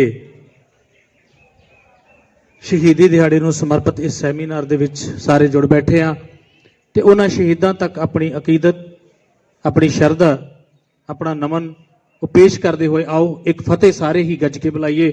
ਵਾਹਿਗੁਰੂ ਜੀ ਕਾ ਖਾਲਸਾ, ਵਾਹਿਗੁਰੂ ਜੀ ਕੀ ਫਤਿਹ। ਮੈਂ ਬੈਠਾ ਸੁਣ ਰਿਹਾ ਸਾਂ, ਬਹੁਤ ਹੀ ਵਧੀਆ ਤੇ ਬੜੇ ਮੰਥਨ ਕੀਤੇ ਹੋਏ ਵਿਚਾਰ ਜਿਵੇਂ ਆਪ ਜੀ ਦੇ ਸਾਥੀਆਂ ਨੇ ਪੇਸ਼ ਕੀਤੇ, ਔਰ ਉਹਨਾਂ ਦੇ ਮੈਂ ਕਹਿੰਦਾ ਸਾਰਾਂਸ਼ ਕੀ ਕਵਾਂ, ਜਿਹੜੇ ਕੁੰਜੀਵਤ ਸ਼ਬਦ ਸਰ ਨੇ ਕਹੇ ਉਹਨਾਂ ਤੋਂ ਬਾਅਦ ਮੇਰੇ ਕੋਲੇ ਮੈਨੂੰ ਲੱਗਦਾ ਵੀ ਕੋਈ ਬਹੁਤਾ ਕਹਿਣ ਨੂੰ ਨਹੀਂ ਹੈ, ਪਰ ਕਿਉਂਕਿ ਇਹਨਾਂ ਦਾ ਹੁਕਮ ਹੋਇਆ, ਮੈਂ ਵਿਦਿਆਰਥੀ ਜੀਵਨ ਤੋਂ ਇਹਨਾਂ ਦੇ ਸੰਪਰਕ ਵਿੱਚ ਆ ਔਰ ਇਹਨਾਂ ਦਾ ਹੁਕਮ ਮੈਂ ਟਾਲ ਨਹੀਂ ਸਕਦਾ, ਇਸ ਕਰਕੇ ਮੈਂ ਤੁਹਾਡੇ ਸਾਹਮਣੇ ਮੇਰੀ ਜੇ ਕੋਈ ਕਮੀ ਰਵੇ ਤਾਂ ਜ਼ਰੂਰ ਹੱਥ ਬਨ ਕੇ ਪਹਿਲੇ ਹੀ ਉਹ ਮੁਆਫੀ ਮੰਗ ਲਵਾਂ। ਇੱਥੇ ਸ਼ਬਦ ਬੋਲਿਆ ਗਿਆ, ਉਹਨਾਂ ਨੇ ਧਰਮ ਦੀ ਖਾਤਰ ਕੁਰਬਾਨੀ ਕੀਤੀ। ਮੈਂ ਇੱਕ ਬੇਨਤੀ ਕਰਦਿਆਂ ਪਹਿਲਾਂ ਤਾਂ ਸਾਨੂੰ ਇਹ ਸੋਚਣਾ ਪਏਗਾ ਧਰਮ ਕੀ ਹੈ। ਅਸੀਂ ਨਾ ਅਕਸਰ ਤੁਸੀਂ ਦੇਖੋਗੇ ਵੀ ਇਹ ਕਿਹਾ ਜਾਂਦਾ ਵੀ ਸਾਰੇ ਧਰਮ ਦੁਨੀਆ ਨੂੰ ਸੱਚ ਦਾ, ਸ਼ਾਂਤੀ ਦਾ ਉਪਦੇਸ਼ ਦਿੰਦੇ ਨੇ, ਤੇ ਜੇ ਸਾਡੇ ਉਹੀ ਧਰਮ ਨੇ ਤੇ ਫਿਰ ਅੱਜ ਤੁਸੀਂ ਇਤਿਹਾਸ ਪੜ੍ਹਦੇ ਹੋਵੋਗੇ ਤੁਹਾਡਾ ਮਨ ਹੈ ਮੰਨਣ ਨੂੰ, ਧਰਮ ਨੂੰ ਆਕੀ ਹੋ ਜਾਂਦਾ ਹੈ ਵੀ ਉਹ ਧਰਮ ਜਿਹਨੇ ਦੁਨੀਆ ਦੇ ਵਿੱਚ ਇੰਨੀਆਂ ਕਤਲੋਗਾਰਤਾਂ ਕਰਵਾ ਦਿੱਤੀਆਂ ਤੇ ਜਿੰਨੀ ਬਲੱਡਸ਼ੈਡ ਦੁਨੀਆ 'ਚ ਹੋਈ ਸਾਬੀ ਧਰਮ ਦੇ ਨਾਂ ਤੇ ਹੋਈ, ਕੀ ਉਹ ਧਰਮ ਹੈ? ਪਹਿਲਾਂ ਤਾਂ ਅਸੀਂ ਅੱਜ ਇਹ ਸਮਝਣਾ ਹੈ ਧਰਮ ਉਹ ਨਹੀਂ। ਬਾਬਾ ਫਰੀਦ ਜੀ ਬਾਣੀ ਦੇ ਵਿੱਚ ਵਰਣਨ ਕਰਦੇ ਨੇ, ਬੋਲੀਏ ਸੱਚ ਧਰਮ ਝੂਠ ਨਾ ਬੋਲੀਏ। ਧਰਮ ਸ਼ਬਦ ਆਉਂਦਾ ਨਾ ਜੀ, ਗੁਰੂ ਅਰਜਨ ਦੇਵ ਪਾਤਸ਼ਾਹ ਸੁਖਮਨੀ ਸਾਹਿਬ ਵਿੱਚ ਕਹਿੰਦੇ ਨੇ, ਸਰਬ ਧਰਮ ਹੈ ਸ੍ਰੇਸ਼ਟ ਧਰਮ, ਹਰ ਕੋ ਨਾਮ ਜਪ ਨਿਰਮਲ ਕਰਮ। ਇਹਦਾ ਮਤਲਬ ਕੀ ਹੋਇਆ ਵੀ ਦੁਨੀਆ 'ਚ ਸੱਚ ਤੇ ਤੁਰਨਾ ਹੀ ਕੀ ਹੈ ਜੀ? ਧਰਮ ਹੈ। ਆ ਜਿਹੜੀ ਆਪਾਂ ਅੱਜ ਗੱਲ ਕਰ ਰਹੇ ਆ ਨਾ ਜੀ, ਇਹ ਹੋਰ ਕੁਝ ਨਹੀਂ, ਹੋਰ ਕਿਸੇ ਧਰਮ ਲਈ ਨਹੀਂ, ਇੱਕ ਸੱਚ ਤੇ ਤੁਰਨ ਦੀ ਗੱਲ ਸੀ ਬਸ। ਜਿਹੜੇ ਅਸੀਂ ਹੁਣ ਕਹਾਂਗੇ ਵੀ ਜੇ ਸੱਚ ਹੀ ਧਰਮ ਹੈ ਤੇ ਫਿਰ ਅਸੀਂ ਕੀ ਆ? ਅਸੀਂ ਜਿਹੜੇ ਕਹਿੰਦੇ ਆ ਜੀ ਮੈਂ ਫਲਾਣਾ, ਮੈਂ ਮਾਫ ਕਰਿਓ ਮੈਨੂੰ, ਹੋ ਸਕਦਾ ਮੈਂ ਗਲਤ ਹੋਵਾਂ। ਅਸੀਂ ਸਾਰੇ ਇਹ ਵਿਚਾਰਧਾਰਾਵਾਂ ਨੇ, ਚਾਹੇ ਉਹ ਸਿੱਖੀਜ਼ਮ ਹੈ, ਚਾਹੇ ਉਹ ਕ੍ਰਿਸਚੀਅਨਿਟੀ ਹੈ, ਚਾਹੇ ਉਹ ਹਿੰਦੂਇਜ਼ਮ ਹੈ, ਇਹ ਸਾਰੀਆਂ ਸਾਡੀਆਂ ਵਿਚਾਰਧਾਰਾਵਾਂ ਉਸ ਪਰਮ ਸੱਚ ਧਰਮ ਦੀ ਪ੍ਰਾਪਤੀ ਲਈ ਇੱਕ ਰਾਹ ਨੇ। ਅਸੀਂ ਉਹ ਰਾਹ ਤੇ ਚੱਲਦੇ ਹਾਂ, ਫਿਲਾਸਫੀ ਨੂੰ ਅਡਾਪਟ ਕਰਦੇ ਹਾਂ, ਔਰ ਸਾਡਾ ਅਲਟੀਮੇਟਲੀ ਗੋਲ ਕੀ ਹੈ? ਅਸੀਂ ਉਹ ਧਰਮ ਤੇ ਪਹੁੰਚਣਾ ਜਿਹੜੇ ਧਰਮ ਦੀ ਖਾਤਰ ਸਾਹਿਬਜ਼ਾਦਿਆਂ ਨੇ ਕੁਰਬਾਨੀ ਦਿੱਤੀ। ਠੀਕ ਹੈ, ਯਾਦ ਰੱਖਿਓ ਇਹ ਸਾਰੀਆਂ ਵਿਚਾਰਧਾਰਾਵਾਂ ਮੁਬਾਰਕ ਨੇ, ਪਵਿੱਤਰ ਨੇ। ਇੱਥੋਂ ਗੱਲ ਹੋਈ ਭਈ ਉਹਨਾਂ ਕੋਲੇ ਹਸਨ ਅਲੀ ਉਹ ਕੁਰਾਨ ਲੈ ਕੇ ਗਏ, ਜਿਹਨੂੰ ਪੰਮਾ ਪ੍ਰੋਹਤ ਸ਼੍ਰੀ ਪਰਮਾਨੰਦ ਜੀ ਉਹ ਗਊ ਲੈ ਕੇ ਗਏ। ਕੀ ਅਸੀਂ ਸਮਝ ਲਈਏ ਵੀ ਇਹਦੇ ਧਰਮ ਮਾੜੇ ਨੇ? ਨਹੀਂ। ਜਿਹੜੇ ਰਾਜਨੀਤਿਕ ਲੋਕ ਹੁੰਦੇ ਨੇ ਨਾ, ਮੇਰਾ ਵਿਸ਼ਾ ਨਹੀਂ ਹੈ, ਉਹ ਧਰਮ ਨੂੰ ਵਰਤਦੇ ਨੇ, ਅੱਜ ਵੀ ਹੈ। ਤਾਂ ਕਦੇ ਇੱਕ ਇਹ ਗੱਲ ਲੈ ਕੇ ਤੁਰਿਓ ਮਨ ਵਿੱਚ, ਧਰਮ ਕੋਈ ਮਾੜਾ ਨਹੀਂ ਹੁੰਦਾ ਤੇ ਅਸੀਂ ਕਿਸੇ ਵੀ ਧਰਮ ਨਾਲ ਨਫ਼ਰਤ ਨਹੀਂ ਕਰਨੀ। ਜੇ ਗੁਰੂ ਗੋਬਿੰਦ ਸਿੰਘ ਨੂੰ ਜਿਵੇਂ ਵੀਰ ਜੀ ਨੇ ਕਿਹਾ ਨਾ, ਉਹਨਾਂ ਨੂੰ ਪਤਾ ਸੀ ਸਾਰਾ, ਫਿਰ ਕਿਉਂ ਮੰਨਿਆ? ਦੇਖੋ, ਜੇ ਗੁਰੂ ਗੋਬਿੰਦ ਸਿੰਘ ਜੀ ਪਵਿੱਤਰ ਕੁਰਾਨ ਸ਼ਰੀਫ ਨੂੰ, ਗਊ ਦੀ ਕਸਮ ਨੂੰ ਇੰਨੀ ਸ਼ਰਧਾ, ਇੰਨੀ ਅਕੀਦਤ, ਇੰਨਾ ਵਿਸ਼ਵਾਸ ਦੇ ਕੇ ਕਹਿੰਦੇ ਨੇ, ਮੈਨੂੰ ਪਤਾ ਹੈ ਤੁਹਾਡੇ ਤੇ ਮੈਂ ਕੋਈ ਵਿਸ਼ਵਾਸ ਨਹੀਂ ਕਰ ਸਕਦਾ, ਤੁਹਾਡੇ ਤੇ ਮੈਂ ਕੋਈ ਯਕੀਨ ਨਹੀਂ ਕਰ ਸਕਦਾ, ਪਰ ਹਾਂ ਕਿਉਂਕਿ ਇਹ ਉਹ ਚੀਜ਼ ਹੈ ਜਿਹਦੇ ਤੇ ਸਾਰੀ ਦੁਨੀਆ ਦਾ ਆਸਥਾ ਔਰ ਗੋਬਿੰਦ ਦਾ ਵੀ ਆਸਰਾ ਹੈ, ਮੈਂ ਇਹ ਆਸਰਾ ਕਿਸੇ ਦਾ ਡੋਲਣ ਨਹੀਂ ਦੇਣਾ, ਮੈਂ ਇਹ ਕਿਲਾ ਛੱਡਾਂਗਾ। ਅਸੀਂ ਸਾਰੇ ਧਰਮਾਂ ਦਾ ਤੇ ਸਾਰਿਆਂ ਦਾ ਵਿਸ਼ਵਾਸ ਹੈ ਜਿਹੜਾ, ਉਹਨੂੰ ਵੀ ਨਾਲ ਲੈ ਕੇ ਤੁਰਨਾ ਹੈ, ਕਿਸੇ ਦੇ ਮਨ ਨੂੰ ਠੇਸ ਨਹੀਂ ਪਹੁੰਚਾਉਣੀ, ਕਿਉਂਕਿ ਇਹ ਵੀ ਧਰਮ ਹੈ। ਬਾਬਾ ਫਰੀਦ ਜੀ ਫਿਰ ਕਹਿੰਦੇ ਨੇ ਨਾ, ਹਿਆਉ ਨਾ ਕਹੀਂ ਠਾਹੇ ਮਾਨਕ ਸਭ ਅਮੁੱਲ ਵੇ। ਲਿਟਰੇਚਰ ਦੇ ਵਿਦਿਆਰਥੀ ਹੋਣਗੇ ਨਾ ਵਿੱਚ ਬੈਠੇ, ਤੁਸੀਂ ਪੜ੍ਹਦੇ ਹੋਵੋਗੇ, ਫਰੀਦਾ ਸਭਨਾ ਮਨ ਮਾਨਕ, ਸਾਰਿਆਂ ਦੇ ਹਿਰਦੇ ਮਾਨਕ ਨੇ, ਪਵਿੱਤਰ ਨੇ, ਮੋਤੀ ਨੇ, ਕੀਮਤੀ ਨੇ। ਅੱਜ ਅਸੀਂ ਉਹ ਸੱਚ ਤੇ ਉਹ ਧਰਮ ਦੀ ਖਾਤਰ ਸ਼ਹਾਦਤਾਂ ਕੁਰਬਾਨੀਆਂ ਕਰਨ ਵਾਲਿਆਂ ਦੀ ਗੱਲ ਕਰ ਰਹੇ ਹਾਂ। ਮੈਂ ਬੇਨਤੀਆਂ ਕਰਾਂਗਾ, ਸਰ ਦਾ ਮੇਰੇ ਲਈ ਹੁਕਮ ਵੀ ਇਹੀ ਹੈ ਵੀ ਆਪਾਂ ਇਹਦੇ ਵਿੱਚੋਂ ਅਸੀਂ ਕੀ ਲੈਣਾ ਹੈ।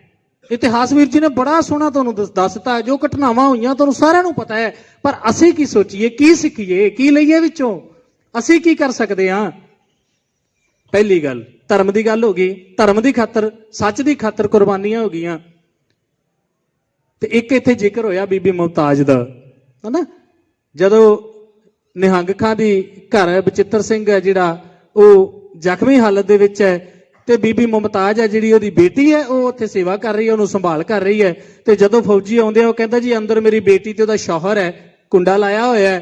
ਤੇ ਉਦੋਂ ਕਹਿੰਦੇ ਆ ਵੀ ਉਹ ਬਚਿੱਤਰ ਸਿੰਘ ਜਿਹੜਾ ਸ਼ਹੀਦ ਹੋ ਗਿਆ, ਖਤਮ ਹੋ ਗਿਆ ਸੀ, ਉਹਦੀ ਮੌਤ ਹੋ ਗਈ ਸੀ।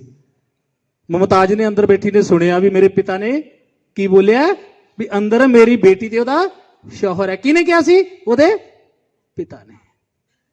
ਹੁਣ ਬੇਟੀ ਨੇ ਸੁਣਿਆ ਵੀ ਮੇਰੇ ਪਿਓ ਦੇ ਵਚਨ ਕੀ ਨੇ, ਮੇਰੇ ਪਿਓ ਦੇ ਵਰਡ ਕੀ ਨੇ, ਮੇਰੇ ਪਿਓ ਨੇ ਦੁਨੀਆ ਦੇ ਸਾਹਮਣੇ ਕੀ ਬੋਲਿਆ, ਮੈਂ ਸਾਰੀ ਉਮਰ ਉਹਦੇ ਤੇ ਪਹਿਰਾ ਦੇਣਾ। ਠੀਕ ਹੈ, ਉਹਦਾ ਵੀ ਇਹ ਸਿਦਕ ਸੀ ਵੀ ਮੈਂ ਇਹ ਮੇਰਾ ਪਤੀ ਬਣਾ ਦਿੱਤਾ ਤੇ ਮੇਰਾ ਪਤੀ ਆ, ਪਰ ਉਦੋਂ ਪਹਿਲਾਂ ਮੇਰੀਆਂ ਭੈਣਾਂ ਬੈਠੀਆਂ ਨੇ ਨਾ। ਅੱਜ ਅਸੀਂ ਮੁਮਤਾਜ਼ ਦੀ ਰੂਹ ਵੱਲ ਦੇਖੀਏ, ਉਹਨੇ ਆਪਦੇ ਪਿਓ ਦੇ ਸਿਦਕ ਨੂੰ, ਪਿਓ ਦੇ ਵਰਡ ਨੂੰ, ਪਿਓ ਦੇ ਬਚਨ ਨੂੰ ਸਾਰੀ ਉਮਰ ਨਿਭਾਇਆ। ਅੱਜ ਮੇਰੀ ਧੀਏ ਪਰਨ ਕਰੇ, ਮੈਂ ਮੁਮਤਾਜ਼ ਦੇ ਉਸ ਸ਼ਹੀਦੀ ਸਾਕੇ ਸਾਹਿਬਜ਼ਾਦੇ ਦੇ ਯਾਦ ਕਰਦੀ, ਮੈਂ ਵੀ ਇੱਕ ਪਰਨ ਕਰਦੀ ਹਾਂ। ਮੈਂ ਆਪਦੇ ਪਿਓ ਦੀ ਹਰ ਇੱਕ ਗੱਲ ਤੇ ਪਹਿਰਾ ਦੇ ਕੇ ਮੈਂ ਉਹਦੀ ਪੱਗ ਨੂੰ ਉੱਚਾ ਕਰਨਾ, ਕਦੇ ਨੀਵਾਂ ਨਹੀਂ ਕਰਨਾ। ਇਹ ਸਿੱਖਣਾ ਹੈ ਸ਼ਹਾਦਤ ਦੇ ਦੌਰ 'ਚ। ਨਹੀਂ ਤਾਂ ਵੈਸੇ ਠੀਕ ਹੈ ਜੀ, ਅਸੀਂ ਗੱਲਾਂ ਕਰਾਂਗੇ, ਇਤਿਹਾਸ ਪੜਾਂਗੇ, ਇਹ YouTube ਤੇ ਬੜਾ ਪਿਆ, WhatsApp ਤੇ ਬੜਾ ਆਉਂਦਾ, ਅਸੀਂ ਸੁਣ ਲੈਂਦੇ ਆ। ਕਿਹਦੇ ਤੋਂ ਛੁੱਤਾ ਜੀ ਇਤਿਹਾਸ? ਕੌਣ ਨਹੀਂ ਜਾਣਦਾ? ਪਰ ਗੱਲ ਕੀ ਹੈ ਬੇਟੇ, ਜਿਵੇਂ ਸਰ ਨੇ ਕਿਹਾ ਨਾ, ਅਹਿਸਾਸ। ਇਤਿਹਾਸ ਕਦੇ ਸੁਣਨ ਵਾਸਤੇ ਨਹੀਂ ਹੁੰਦਾ, ਮੈਨੂੰ ਮਾਫ ਕਰਿਆ ਜੀ। ਇਤਿਹਾਸ ਅਹਿਸਾਸ ਲਈ ਹੁੰਦਾ ਹੈ। ਕਿਉਂ ਸੁਣਾਇਆ ਜਾਂਦਾ ਹੈ? ਤੁਹਾਡੇ ਵਿੱਚ ਸਪਿਰਿਟ ਪੈਦਾ ਹੋਵੇ, ਤੁਹਾਡਾ ਜੋਸ਼। ਅਸੀਂ ਸੁਤੰਤਰਤਾ ਆਜ਼ਾਦੀ ਦੀਆਂ ਗੱਲਾਂ ਕਰਦੇ ਹਾਂ ਨਾ ਜੀ। ਜੇ ਗੁਰੂ ਨਾਨਕ ਪਾਤਸ਼ਾਹ ਨੇ ਗੱਲ ਕਿਹਾ, ਜੇ ਜੀਵੈ ਪਤ ਲੱਥੀ ਜਾਏ ਸਭ ਹਰਾਮ ਜੇਤਾ ਕਿਛ ਖਾਏ।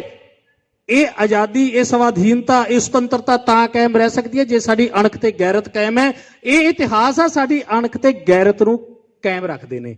ਮੈਂ ਮੁਬਾਰਕਬਾਦ ਦਿੰਦਾ ਤੁਹਾਨੂੰ ਔਰ ਤੁਹਾਡੇ ਸਤਿਕਾਰਯੋਗ ਪ੍ਰਿੰਸੀਪਲ ਸਰ ਤੇ ਸਮੁੱਚੇ ਸਟਾਫ ਤੇ NSS ਯੂਨਿਟ ਦੇ ਸਾਰੇ ਵੀਰਾਂ ਭੈਣਾਂ ਨੂੰ, ਜਿਨ੍ਹਾਂ ਨੇ ਇਹ ਅੱਜ ਬੜਾ ਵੱਡਾ ਹੰਬਲਾ ਮਾਰਿਆ।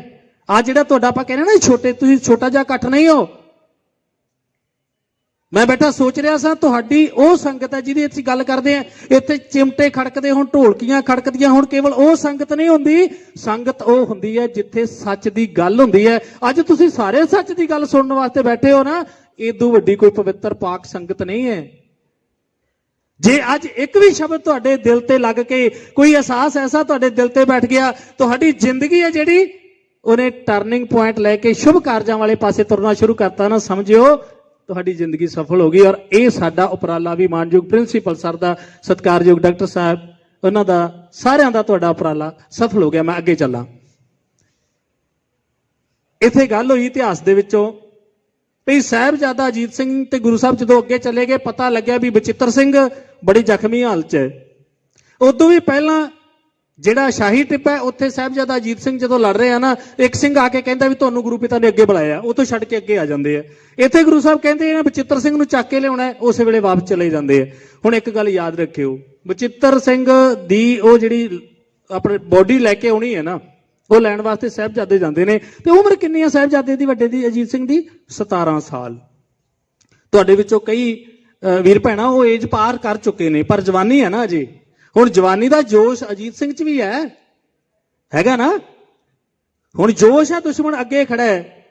ਜੰਗ ਦੇ ਮੈਦਾਨ ਵਿੱਚ ਜਾਂ ਤਾਂ ਫਿਰ 2 ਹੀ ਕਿ 2.5 ਫੁੱਟ ਹੁੰਦੇ ਆ, ਜਾਂ ਕਹਿੰਦੇ ਵੀ ਮਰ ਜਾਣਾ ਜਾਂ ਮਾਰ ਦੇਣਾ ਜਾਂ ਭੱਜ ਜਾਣਾ। ਭੱਜਣਾ ਤਾਂ ਕਾਇਰਤਾ ਦੀ ਨਿਸ਼ਾਨੀ ਹੁੰਦੀ ਹੈ, ਪਰ ਕਹਿੰਦੇ ਕਿਉਂਕਿ ਅਜੀਤ ਸਿੰਘ ਆ ਜਿਹੜਾ ਜੋਸ਼ ਬੜਾ ਹੈ।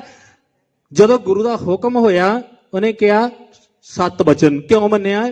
ਕਿਉਂਕਿ ਜੇ ਇਸ ਉਮਰ ਦੇ ਵਿੱਚ ਨਾ ਜੋਸ਼ ਬੜਾ ਹੁੰਦਾ ਹੈ, ਜੋਸ਼ ਆ ਜਿਹੜਾ ਉਹ ਕਿਤੇ ਹੋਸ਼ ਨੂੰ ਪਿੱਛੇ ਕਰ ਦਿੰਦਾ ਹੈ। ਹੁਣ ਜਿਹੜੀ ਮੈਂ ਗੱਲ ਕਰਨ ਲੱਗਿਆ ਸੀ ਸਾਹਿਬਜ਼ਾਦਾ ਅਜੀਤ ਸਿੰਘ ਤੋਂ, ਇੱਕ ਹੋਰ ਪੁਆਇੰਟ ਲਈਏ। ਅਸੀਂ ਸਾਡੇ ਵਿੱਚ ਜੋਸ਼ ਹੋਣ ਕਰਕੇ ਨਾ ਕਈ ਵਾਰੀ ਅਸੀਂ ਐਸਾ ਕੰਮ ਕਰਨ ਲੱਗ ਜਾਂਦੇ ਆ ਜਿਹੜਾ ਸਾਡੇ ਸਾਰਿਆਂ ਦੇ ਭਲੇ ਲਈ ਨਹੀਂ ਹੁੰਦਾ, ਪਰ ਸਾਹਿਬਜ਼ਾਦਿਆਂ ਨੇ ਜਿਹੜੀ ਸ਼ਹਾਦਤ ਹੋਈ ਸਰਬੱਤ ਦੇ ਭਲੇ ਲਈ ਹੋਈ। ਇੱਕ ਸਾਹਿਬਜ਼ਾਦੇ ਤੋਂ ਅਸੀਂ ਇਹ ਜ਼ਰੂਰ ਸਿੱਖਣਾ ਹੈ, ਜਿਵੇਂ ਉਹਨੇ ਕਿਹਾ ਨਾ ਵੀ ਜੋ ਗੁਰੂ ਪਿਤਾ ਨੇ ਮੈਨੂੰ ਹੁਕਮ ਕਰ ਦਿੱਤਾ ਜੇ ਮੋੜਿਆ ਤੇ ਇਹਦੇ ਵਿੱਚ ਕੋਈ ਚੰਗੀ ਤੇ ਵੱਡੀ ਗੱਲ ਹੈ। ਉਹਨਾਂ ਨੇ ਉਹ ਜਾ ਕੇ ਉਸ ਵੇਲੇ ਪਿੱਛੇ ਪਰਤ ਕੇ ਬਚਿੱਤਰ ਸਿੰਘ ਦੀ ਬੋਡੀ ਨੂੰ ਲੈ ਕੇ ਆਂਦਾ, ਸ਼ਾਹੀ ਟਿੱਬੇ ਤੋਂ ਗੁਰੂ ਸਾਹਿਬ ਦੇ ਨਾਲ ਆ ਕੇ ਰਲੇ ਤੇ ਚਮਕੌਰ ਦੀ ਗੜੀ ਦੇ ਵਿੱਚ ਦੇਖੋ ਵੱਡਾ ਇਤਿਹਾਸ ਸਿਰਜ ਦਿੱਤਾ। ਤੁਸੀਂ ਵੀ ਜੇ ਕਿਤੇ ਸਤਿਕਾਰਯੋਗ ਅਧਿਆਪਕ ਸਾਹਿਬਾਨ ਬੈਠੇ ਨੇ, ਪ੍ਰੋਫੈਸਰ ਸਾਹਿਬਾਨ ਬੈਠੇ ਨੇ, ਤੁਹਾਡੇ ਮਾਤਾ ਪਿਤਾ ਨੇ ਜਿਨ੍ਹਾਂ ਦੀ ਜ਼ਿੰਦਗੀ ਦਾ ਤਜਰਬਾ ਹੈ, ਉਸ ਵੇਲੇ ਗੁਰੂ ਗੋਬਿੰਦ ਸਿੰਘ ਦੇ ਹੱਥ ਜ਼ਿੰਦਗੀ ਦਾ ਤਜਰਬਾ ਸੀ, ਇੱਥੇ ਇਹਨਾਂ ਦੇ ਤੇ ਤੁਹਾਡੇ ਮਾਤਾ ਪਿਤਾ ਤੇ ਤੁਹਾਡੇ ਵਡੇਰਿਆਂ ਦੇ ਹੱਥ ਤਜਰਬਾ ਹੈ। ਜੇ ਆਪਣੀ ਜ਼ਿੰਦਗੀ ਦੇ ਜੋਸ਼ ਨੂੰ ਸਾਹਿਬਜ਼ਾਦਾ ਅਜੀਤ ਸਿੰਘ ਵਾਂਗੂ ਇਹਨਾਂ ਦੀ ਅਗਵਾਈ ਵਿੱਚ ਲੈ ਕੇ ਤੁਰੋਗੇ ਤੇ ਜ਼ਿੰਦਗੀ 'ਚ ਕਦੇ ਮਾਰ ਨਹੀਂ ਖਾਓਗੇ। ਤੇ ਉਹ ਸਾਹਿਬਜ਼ਾਦਿਆਂ ਵਾਂਗੂ ਜ਼ਿੰਦਗੀ 'ਚ ਕੋਈ ਇਤਿਹਾਸ ਸਿਰਜ ਕੇ ਜਾਓਗੇ। ਤੇ ਜੇ ਕਿਤੇ ਗੁਰੂ ਪਿਆਰਿਓ ਐਂ ਜੋਸ਼ ਵਿਖਾਉਂਦੇ ਚਾਰਕ ਦੀ ਟੋਲੀ ਉੱਥੇ ਬਣਾ ਕੇ ਤੇ ਇੱਕ ਦੂਜੇ ਦਾ ਖੂਨ ਹੀ ਵਗਾਉਣ ਲੱਗੇ, ਤੇ ਫਿਰ ਯਾਦ ਕਰਿਓ ਜਿਹੜੇ ਉੱਥੇ ਰੰਗੜਾਂ ਦੇ, ਜਿਹੜੀ ਸ਼ਾਹੀ ਟਿੱਬੀ ਤੇ ਹੋਰ ਅਨੇਕਾਂ ਜਿਹੜੇ ਦੂਜੇ ਵੀ ਮਰੇ ਹੋੜਿਆ ਕਿਸੇ ਨੇ ਯਾਦ ਨਹੀਂ ਨਾ ਕੀਤਾ, ਫਿਰ ਅਸੀਂ ਵੀ ਉਹਨਾਂ 'ਚ ਸ਼ਾਮਲ ਹੋ ਜਾਾਂਗੇ। ਜੇ ਕਿਤੇ ਚੰਗੀ ਅਗਵਾਈ ਦੇ ਵਿੱਚ ਤੁਰਦੇ ਜੀਵਨ ਬਣਾ ਲੋਗੇ ਤੇ ਸਾਹਿਬਜ਼ਾਦਿਆਂ ਵਾਂਗੂ ਯਾਦ ਕੀਤੇ ਜਾਓਗੇ। ਇਹ ਗੱਲ ਇੱਕ ਹੋਰ ਪੱਲੇ ਬੰਨ ਲਿਆ ਜੀ ਅੱਜ ਦੇ ਦਿਨ ਤੇ। ਆਪਾਂ ਅੱਗੇ ਚੱਲੀਏ। ਅਸੀਂ ਅਕਸਰ ਹੀ ਗੱਲਾਂ ਇਤਿਹਾਸ ਪੜ੍ਹਦੇ ਹਾਂ, ਤੇ ਤੁਸੀਂ ਸਾਰੇ ਹਿਸਟਰੀ ਦੇ ਸਟੂਡੈਂਟ ਵੀ ਹੋਵੋਗੇ। ਆਪਾਂ ਨੂੰ ਐਂ ਲੱਗਦਾ ਵੀ ਮੇਰੇ ਨਾਲ ਯਾਦ ਨਹੀਂ ਰਹਿੰਦਾ ਜੀ, ਮੈਂ ਬਹੁਤ ਪੜ੍ਹਦਾ ਹਾਂ, ਇਤਿਹਾਸ ਯਾਦ ਨਹੀਂ ਰਹਿੰਦਾ। ਇਤਿਹਾਸ ਕਿਉਂ ਯਾਦ ਨਹੀਂ ਰਹਿੰਦਾ?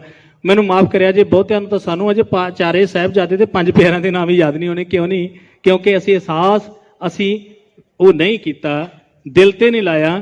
ਕਈ ਵਾਰੀ ਸਾਨੂੰ ਇਹ ਲੱਗਦਾ ਸੀ, ਕਹਿੰਦੇ ਆ ਨਾ ਜੀ, ਉਹਨਾਂ ਨੇ ਕੌਮ ਤੋਂ ਵਾਰੇ, ਉਹਨਾਂ ਨੇ ਧਰਮ ਤੋਂ ਵਾਰੇ, ਉਹਨਾਂ ਚਿਰ ਸਾਨੂੰ ਯਾਦ ਨਹੀਂ ਰਹਿਣੇ। ਜਿੰਨਾ ਚਿਰ ਮੈਨੂੰ ਨਹੀਂ ਨਾ ਲੱਗਦਾ ਵੀ ਉਹ ਮੇਰੇ ਤੋਂ ਵਾਰੇ, ਉਹਨਾਂ ਚਿਰ ਯਾਦ ਨਹੀਂ ਰਹਿਣੇ। ਜਦੋਂ ਮੈਨੂੰ ਲੱਗਿਆ ਨਾ, ਗੁਰੂ ਗੋਬਿੰਦ ਸਿੰਘ ਨੇ ਜਦੋਂ ਕਹਿੰਦੇ ਸੀ, ਇੱਥੇ ਗੱਲ ਹੋਈ ਸੀ, ਵੀਰ ਜੀ ਨੇ ਸੁਣਾਇਆ ਵੀ ਗੁਰੂ ਸਾਹਿਬ ਇੱਥੋਂ ਅੱਗੇ ਚਲੇ ਗਏ ਨਦੇੜ ਦਾਨ ਤੋਂ ਪਹਿਲਾਂ ਤਲਵੰਡੀ ਸਾਹਿਬ ਉਹ ਰੁਕੇ ਆ ਨਾ, ਤੇ ਉੱਥੇ ਮਾਤਾਵਾਂ ਆਈਆਂ ਤੇ ਉਹਨਾਂ ਨੇ ਪੁੱਛਿਆ ਵੀ ਮੇਰੇ 4 ਪੁੱਤਰ ਨਹੀਂ ਨਜ਼ਰ ਆ ਰਹੇ। ਤੇ ਗੁਰੂ ਗੋਬਿੰਦ ਸਿੰਘ ਮਹਾਰਾਜ ਜੀ ਨੇ, ਜਿਵੇਂ ਤੁਸੀਂ ਬੈਠੇ ਹੋ ਅੱਜ ਐਂ ਬੈਠਿਆਂ ਵਾਲਾ ਹੱਥ ਕਰਕੇ ਤਾਂ ਕਿਹਾ ਸੀ ਨਾ, ਜਿਹੜੇ ਸਰ ਨੇ ਵਿਸ਼ਵਾਸ ਦੀ ਗੱਲ ਕੀਤੀ ਸੀ, ਲੰਬੀ ਦ੍ਰਿਸ਼ਟੀ ਦੀ ਗੱਲ ਕੀਤੀ ਸੀ। ਗੁਰੂ ਗੋਬਿੰਦ ਸਿੰਘ ਦੀ ਦ੍ਰਿਸ਼ਟੀ ਕਿੱਡੀ ਵਿਸ਼ਾਲ ਸੀ। ਜਿਵੇਂ ਵੀਰ ਜੀ ਨੇ ਕਿਹਾ, ਇੱਕ ਯੋਜਨਾਬੰਦੀ ਕਰਨੀ, ਕਿਹੜੇ ਪਾਸਿਓਂ ਸਾਡੇ ਤੇ ਹਮਲਾ ਹੋ ਸਕਦਾ, ਉਹਨੂੰ ਅੱਗੋਂ ਰੋਕਣਾ। ਇੱਕ ਇਹ ਦੇਖਿਓ ਉਹਦੀ ਦੂਰ ਦ੍ਰਿਸ਼ਟੀ ਕੀ ਹੈ। ਕੀ ਹੋਇਆ ਜੇ ਮੇਰੇ ਅੱਜ ਘਰ ਦੇ ਵਿੱਚ ਜੰਮੇ ਹੋਏ 4 ਕੁਰਬਾਨ ਹੋ ਗਏ, ਤੇ ਮੇਰੇ ਪਤਾ ਹੀ ਨਹੀਂ ਕਿੰਨੇ ਲੱਖਾਂ ਪੁੱਤਰ ਮੇਰੇ ਤੋਂ ਜਾਨਾਂ ਵਾਰਨ ਲਈ ਅਗਲੇ ਆਉਣ ਵਾਲੇ ਸਮੇਂ 'ਚ ਤਿਆਰ ਹੋਣਗੇ, ਤੇ ਮੇਰੇ ਇੱਕ ਬਚਨ ਤੇ ਆਪਣੀਆਂ ਜਾਨਾਂ ਕੁਰਬਾਨ ਕਰਨ ਲਈ ਤਿਆਰ ਹੋਣਗੇ। ਇਸੇ ਦ੍ਰਿਸ਼ਟੀ ਦੇ ਨਾਲ ਤੇ ਗੁਰੂ ਗੋਬਿੰਦ ਸਿੰਘ ਨੇ ਐ ਬੈਠਿਆਂ ਵੱਲ ਵੇਖ ਕੇ ਕਿਹਾ ਹੋਏਗਾ ਨਾ, ਇਨ ਪੁੱਤਰ ਨੇ ਕਹਿ ਸੀਸ ਪੈ ਵਾਰ ਦੀਏ ਸੁਤ 4 ਮੂਹੇ ਤੋਂ ਕਿਆ ਭਇਆ ਜੀਵਤ ਕਈ ਹਜ਼ਾਰ। ਆਓ ਦੇਖੀਏ ਕਿ ਮੈਂ ਉਹ ਵਿਸ਼ਵਾਸ ਤੇ ਅਸੀਂ ਪੂਰੇ ਉਤਰ ਰਹੇ ਹਾਂ। ਅਸੀਂ ਕਿਸੇ ਵੀ ਧਰਮ ਨੂੰ ਮੰਨਦੇ ਹੋਈਏ, ਮੇਰੀ ਇੱਕ ਬੇਨਤੀ ਪ੍ਰਵਾਨ ਕਰਿਆ ਜੀ, ਕਿਸੇ ਵੀ ਧਰਮ ਨੂੰ ਮੰਨਦੇ ਹੋਈਏ, ਪਰ ਮੈਂ ਅੱਜ ਸਾਹਿਬਜ਼ਾਦਿਆਂ ਦੀ ਸੱਚ ਤੇ ਖੜਨ ਦੀ ਸ਼ਹਾਦਤ ਨੂੰ ਯਾਦ ਕਰਦਾ ਮੈਂ ਕਹਾਂ ਆਪਣੇ ਮੈਂ ਧਰਮ ਦੇ ਸੱਚ ਦੇ ਅਸੂਲਾਂ ਤੇ ਖੜਾ। ਜੇ ਹੁਣ ਆਪਾਂ ਗੱਲ ਕੀਤੀ ਤੇ ਵੀਰ ਜੀ ਨੇ ਬੋਲਿਆ ਸੁੱਚਾ ਆਨੰਦ ਨੇ, ਠੀਕ ਹੈ, ਜੇ ਉਹ ਭੂਮਿਕਾ ਨਿਭਾਈ, ਅੱਗੇ ਦੀਵਾਨ ਟੋਡਰਮਲ ਦੀ ਕਿਰਤ ਨੂੰ ਵੀ ਯਾਦ ਕਰ ਲਿਆ ਜੇ, ਉਹਨੇ ਜਿਹਨੇ ਸਾਰੀ ਉਮਰ ਦੀ ਕਮਾਈ ਆ ਖੜੀਆਂ ਮੋਹਰਾਂ ਕਰਕੇ ਸਾਹਿਬਜ਼ਾਦਿਆਂ ਦਾ ਸੰਸਕਾਰ ਕੀਤਾ। ਧਰਮ ਕੋਈ ਮਾੜਾ ਨਹੀਂ ਹੈ। ਸਾਹਿਬਜ਼ਾਦਿਆਂ ਦੀ ਸ਼ਹਾਦਤ ਹੋਈ ਸੱਚ ਲਈ, ਸਾਹਿਬਜ਼ਾਦਿਆਂ ਦੀ ਸ਼ਹਾਦਤ ਹੋਈ ਵਿਸ਼ਵਾਸ ਲਈ। ਸਾਹਿਬਜ਼ਾਦਿਆਂ ਤੇ ਉਹਨਾਂ ਦੇ ਪੁਰਖਿਆਂ ਦਾ ਵਿਸ਼ਵਾਸ ਸੀ। ਗੁਰੂ ਤੇਗ ਬਹਾਦਰ ਚਾਂਦਨੀ ਚੌਕ ਦੇ ਵਿੱਚ ਸ਼ਹੀਦ ਹੁੰਦੇ ਨੇ, ਗੁਰੂ ਅਰਜਨ ਦੇਵ ਤੱਤੀ ਤਵੀ ਤੇ ਬੈਠਦੇ ਨੇ। ਗੁਰੂ ਸਾਹਿਬ ਦਾ ਆਪਦੇ ਪੁੱਤਰਾਂ ਤੇ ਅਡੋਲ ਵਿਸ਼ਵਾਸ ਹੈ ਵੀ ਡੋਲ ਨਹੀਂ ਸਕਦੇ। ਜੇ ਕਿਤੇ ਉਹ ਡੋਲ ਜਾਂਦੇ ਉਹਨਾਂ ਦਾ ਵਿਸ਼ਵਾਸ ਭੰਗ ਹੋ ਜਾਣਾ ਸੀ, ਤੇ ਸਾਹਿਬਜ਼ਾਦਿਆਂ ਨੇ ਵਿਸ਼ਵਾਸ ਭੰਗ ਨਹੀਂ ਹੋਣ ਦਿੱਤਾ। 1, 5 ਤੇ 7 ਸਾਲ ਦੀ ਉਮਰ ਦੇ ਵਿੱਚ ਨੀਹਾਂ 'ਚ ਖੜ ਗਏ। ਆਓ ਅਸੀਂ ਵੇਖੀਏ ਕਿ ਅਸੀਂ ਸਾਰਿਆਂ ਦੇ ਵਿਸ਼ਵਾਸ ਤੇ ਪੂਰੇ ਉਤਰਦੇ ਹਾਂ। ਮੈਂ ਤੁਹਾਡੇ ਤੇ ਕਿੰਤੂ ਨਹੀਂ ਕਰ ਰਿਹਾ, ਮੈਨੂੰ ਮਾਫ ਕਰਿਆ ਜੇ। ਮੈਂ ਇੱਕ ਤੁੰਬਣਾ ਵੀ ਅਸੀਂ ਕਿਤੇ ਆਸ-ਪਾਸੇ ਤੁਰਨਾ ਪਈਏ। ਮੇਰੇ ਮਾਪਿਓ ਦਾ ਵਿਸ਼ਵਾਸ ਹੈ, ਮੇਰਾ ਪੁੱਤ ਤੇ ਮੇਰੀ ਧੀ ਕਾਲਜ ਪੜ੍ਹਨ ਗਿਆ, ਵਿਸ਼ਵਾਸ ਹੈ। ਅੱਜ ਸਾਹਿਬਜ਼ਾਦਿਆਂ ਦੀ ਉਹ ਵਿਸ਼ਵਾਸ ਖਾਤਰ ਦਿੱਤੀ ਸ਼ਹਾਦਤ ਨੂੰ ਯਾਦ ਕਰਕੇ ਆਪਦੇ ਮਾਪਿਓ ਦਾ ਵਿਸ਼ਵਾਸ ਨਾ ਤੋੜਿਓ। ਮੇਰਾ ਪ੍ਰੋਫੈਸਰ ਸਾਹਿਬਾਨ, ਪ੍ਰਿੰਸੀਪਲ ਸਾਹਿਬ ਇਹ ਵਿਸ਼ਵਾਸ ਕਰਦੇ ਨੇ, ਮੇਰੇ ਕਾਲਜ ਦਾ ਪੜ੍ਹਿਆ ਬੱਚਾ ਇੱਕ ਦਿਨ ਐਸਾ ਸਕਾਲਰ ਹੋਏਗਾ, ਤੇ ਇਹ ਜਦੋਂ ਸਟੇਜ ਤੇ ਖੜ ਕੇ ਮੀਡੀਆ ਦੇ ਸਾਹਮਣੇ ਕਹੇਗਾ ਮੈਂ ਕਿਸੇ ਵੇਲੇ ਯੂਨੀਵਰਸਿਟੀ ਕਾਲਜ ਜੈਤੋ ਦਾ ਵਿਦਿਆਰਥੀ ਰਿਹਾ, ਇਹਨਾਂ ਦਾ ਸੀਨਾ ਚੌੜਾ ਹੋਏਗਾ। ਇਹ ਤੁਹਾਡੇ ਤੇ ਵਿਸ਼ਵਾਸ ਹੈ, ਇਹਨੂੰ ਵਿਸ਼ਵਾਸ ਨੂੰ ਬਰਕਰਾਰ ਰੱਖਿਆ ਜੇ। ਅਸੀਂ ਸਾਹਿਬਜ਼ਾਦਿਆਂ ਨੂੰ ਸੱਚੀ ਸ਼ਰਧਾਂਜਲੀ ਦੇ ਰਹੇ ਹੋਵਾਂਗੇ। ਇਹ ਅਕੀਦਤ ਹੈ ਉਹਨਾਂ ਪ੍ਰਤੀ ਸੱਚੀ, ਕਿਉਂਕਿ ਸ਼ਹਾਦਤਾਂ ਹੀ ਸੱਚ ਲਈ ਹੋਈਆਂ ਨਾ, ਸ਼ਹਾਦਤਾਂ ਵਿਸ਼ਵਾਸ ਲਈ ਹੋਈਆਂ ਨਾ, ਸ਼ਹਾਦਤਾਂ ਅਕੀਦਤ ਲਈ ਹੋਈਆਂ, ਸ਼ਹਾਦਤਾਂ ਆਪਦੇ ਸਿਦਕ ਲਈ ਹੋਈਆਂ। ਜੇ ਤੁਹਾਡੇ ਵਿੱਚ ਇਹ ਸਿਦਕ ਅੱਜ ਦੇ ਦਿਨ ਆ ਗਿਆ ਨਾ,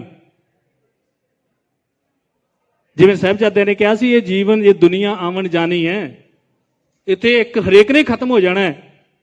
ਪਰ ਯਾਦ ਰੱਖਿਓ ਉਹ ਖਤਮ ਨਹੀਂ ਹੋਏ ਜਿਨ੍ਹਾਂ ਨੂੰ ਅੱਜ ਵੀ ਯਾਦ ਕਰ ਰਹੇ ਹਾਂ। 317 ਸਾਲ ਹੋ ਗਏ ਨਾ ਜੀ, ਜੇ ਮੈਂ ਗਲਤ ਨਾ ਹੋਵਾਂ, 317 ਸਾਲ ਹੋ ਗਏ ਨਾ। ਕੀ ਖਤਮ ਹੋ ਗਏ? ਨਹੀਂ ਹੋਏ, ਤੇ ਹੁਣ ਹੋਣੇ ਵੀ ਨਹੀਂ। ਔਰ ਆਪਣੇ ਅੰਦਰ ਉਹ ਜਜ਼ਬਾ, ਉਹ ਗੈਰਤ, ਚੰਗੇ ਗੁਣ ਬਰਕਰਾਰ ਰੱਖਿਓ। ਸੱਚ ਜਾਣਿਓ, ਦੁਨੀਆ 'ਚੋਂ ਤੁਸੀਂ ਵੀ ਨਹੀਂ ਖਤਮ ਹੋ ਸਕਦੇ।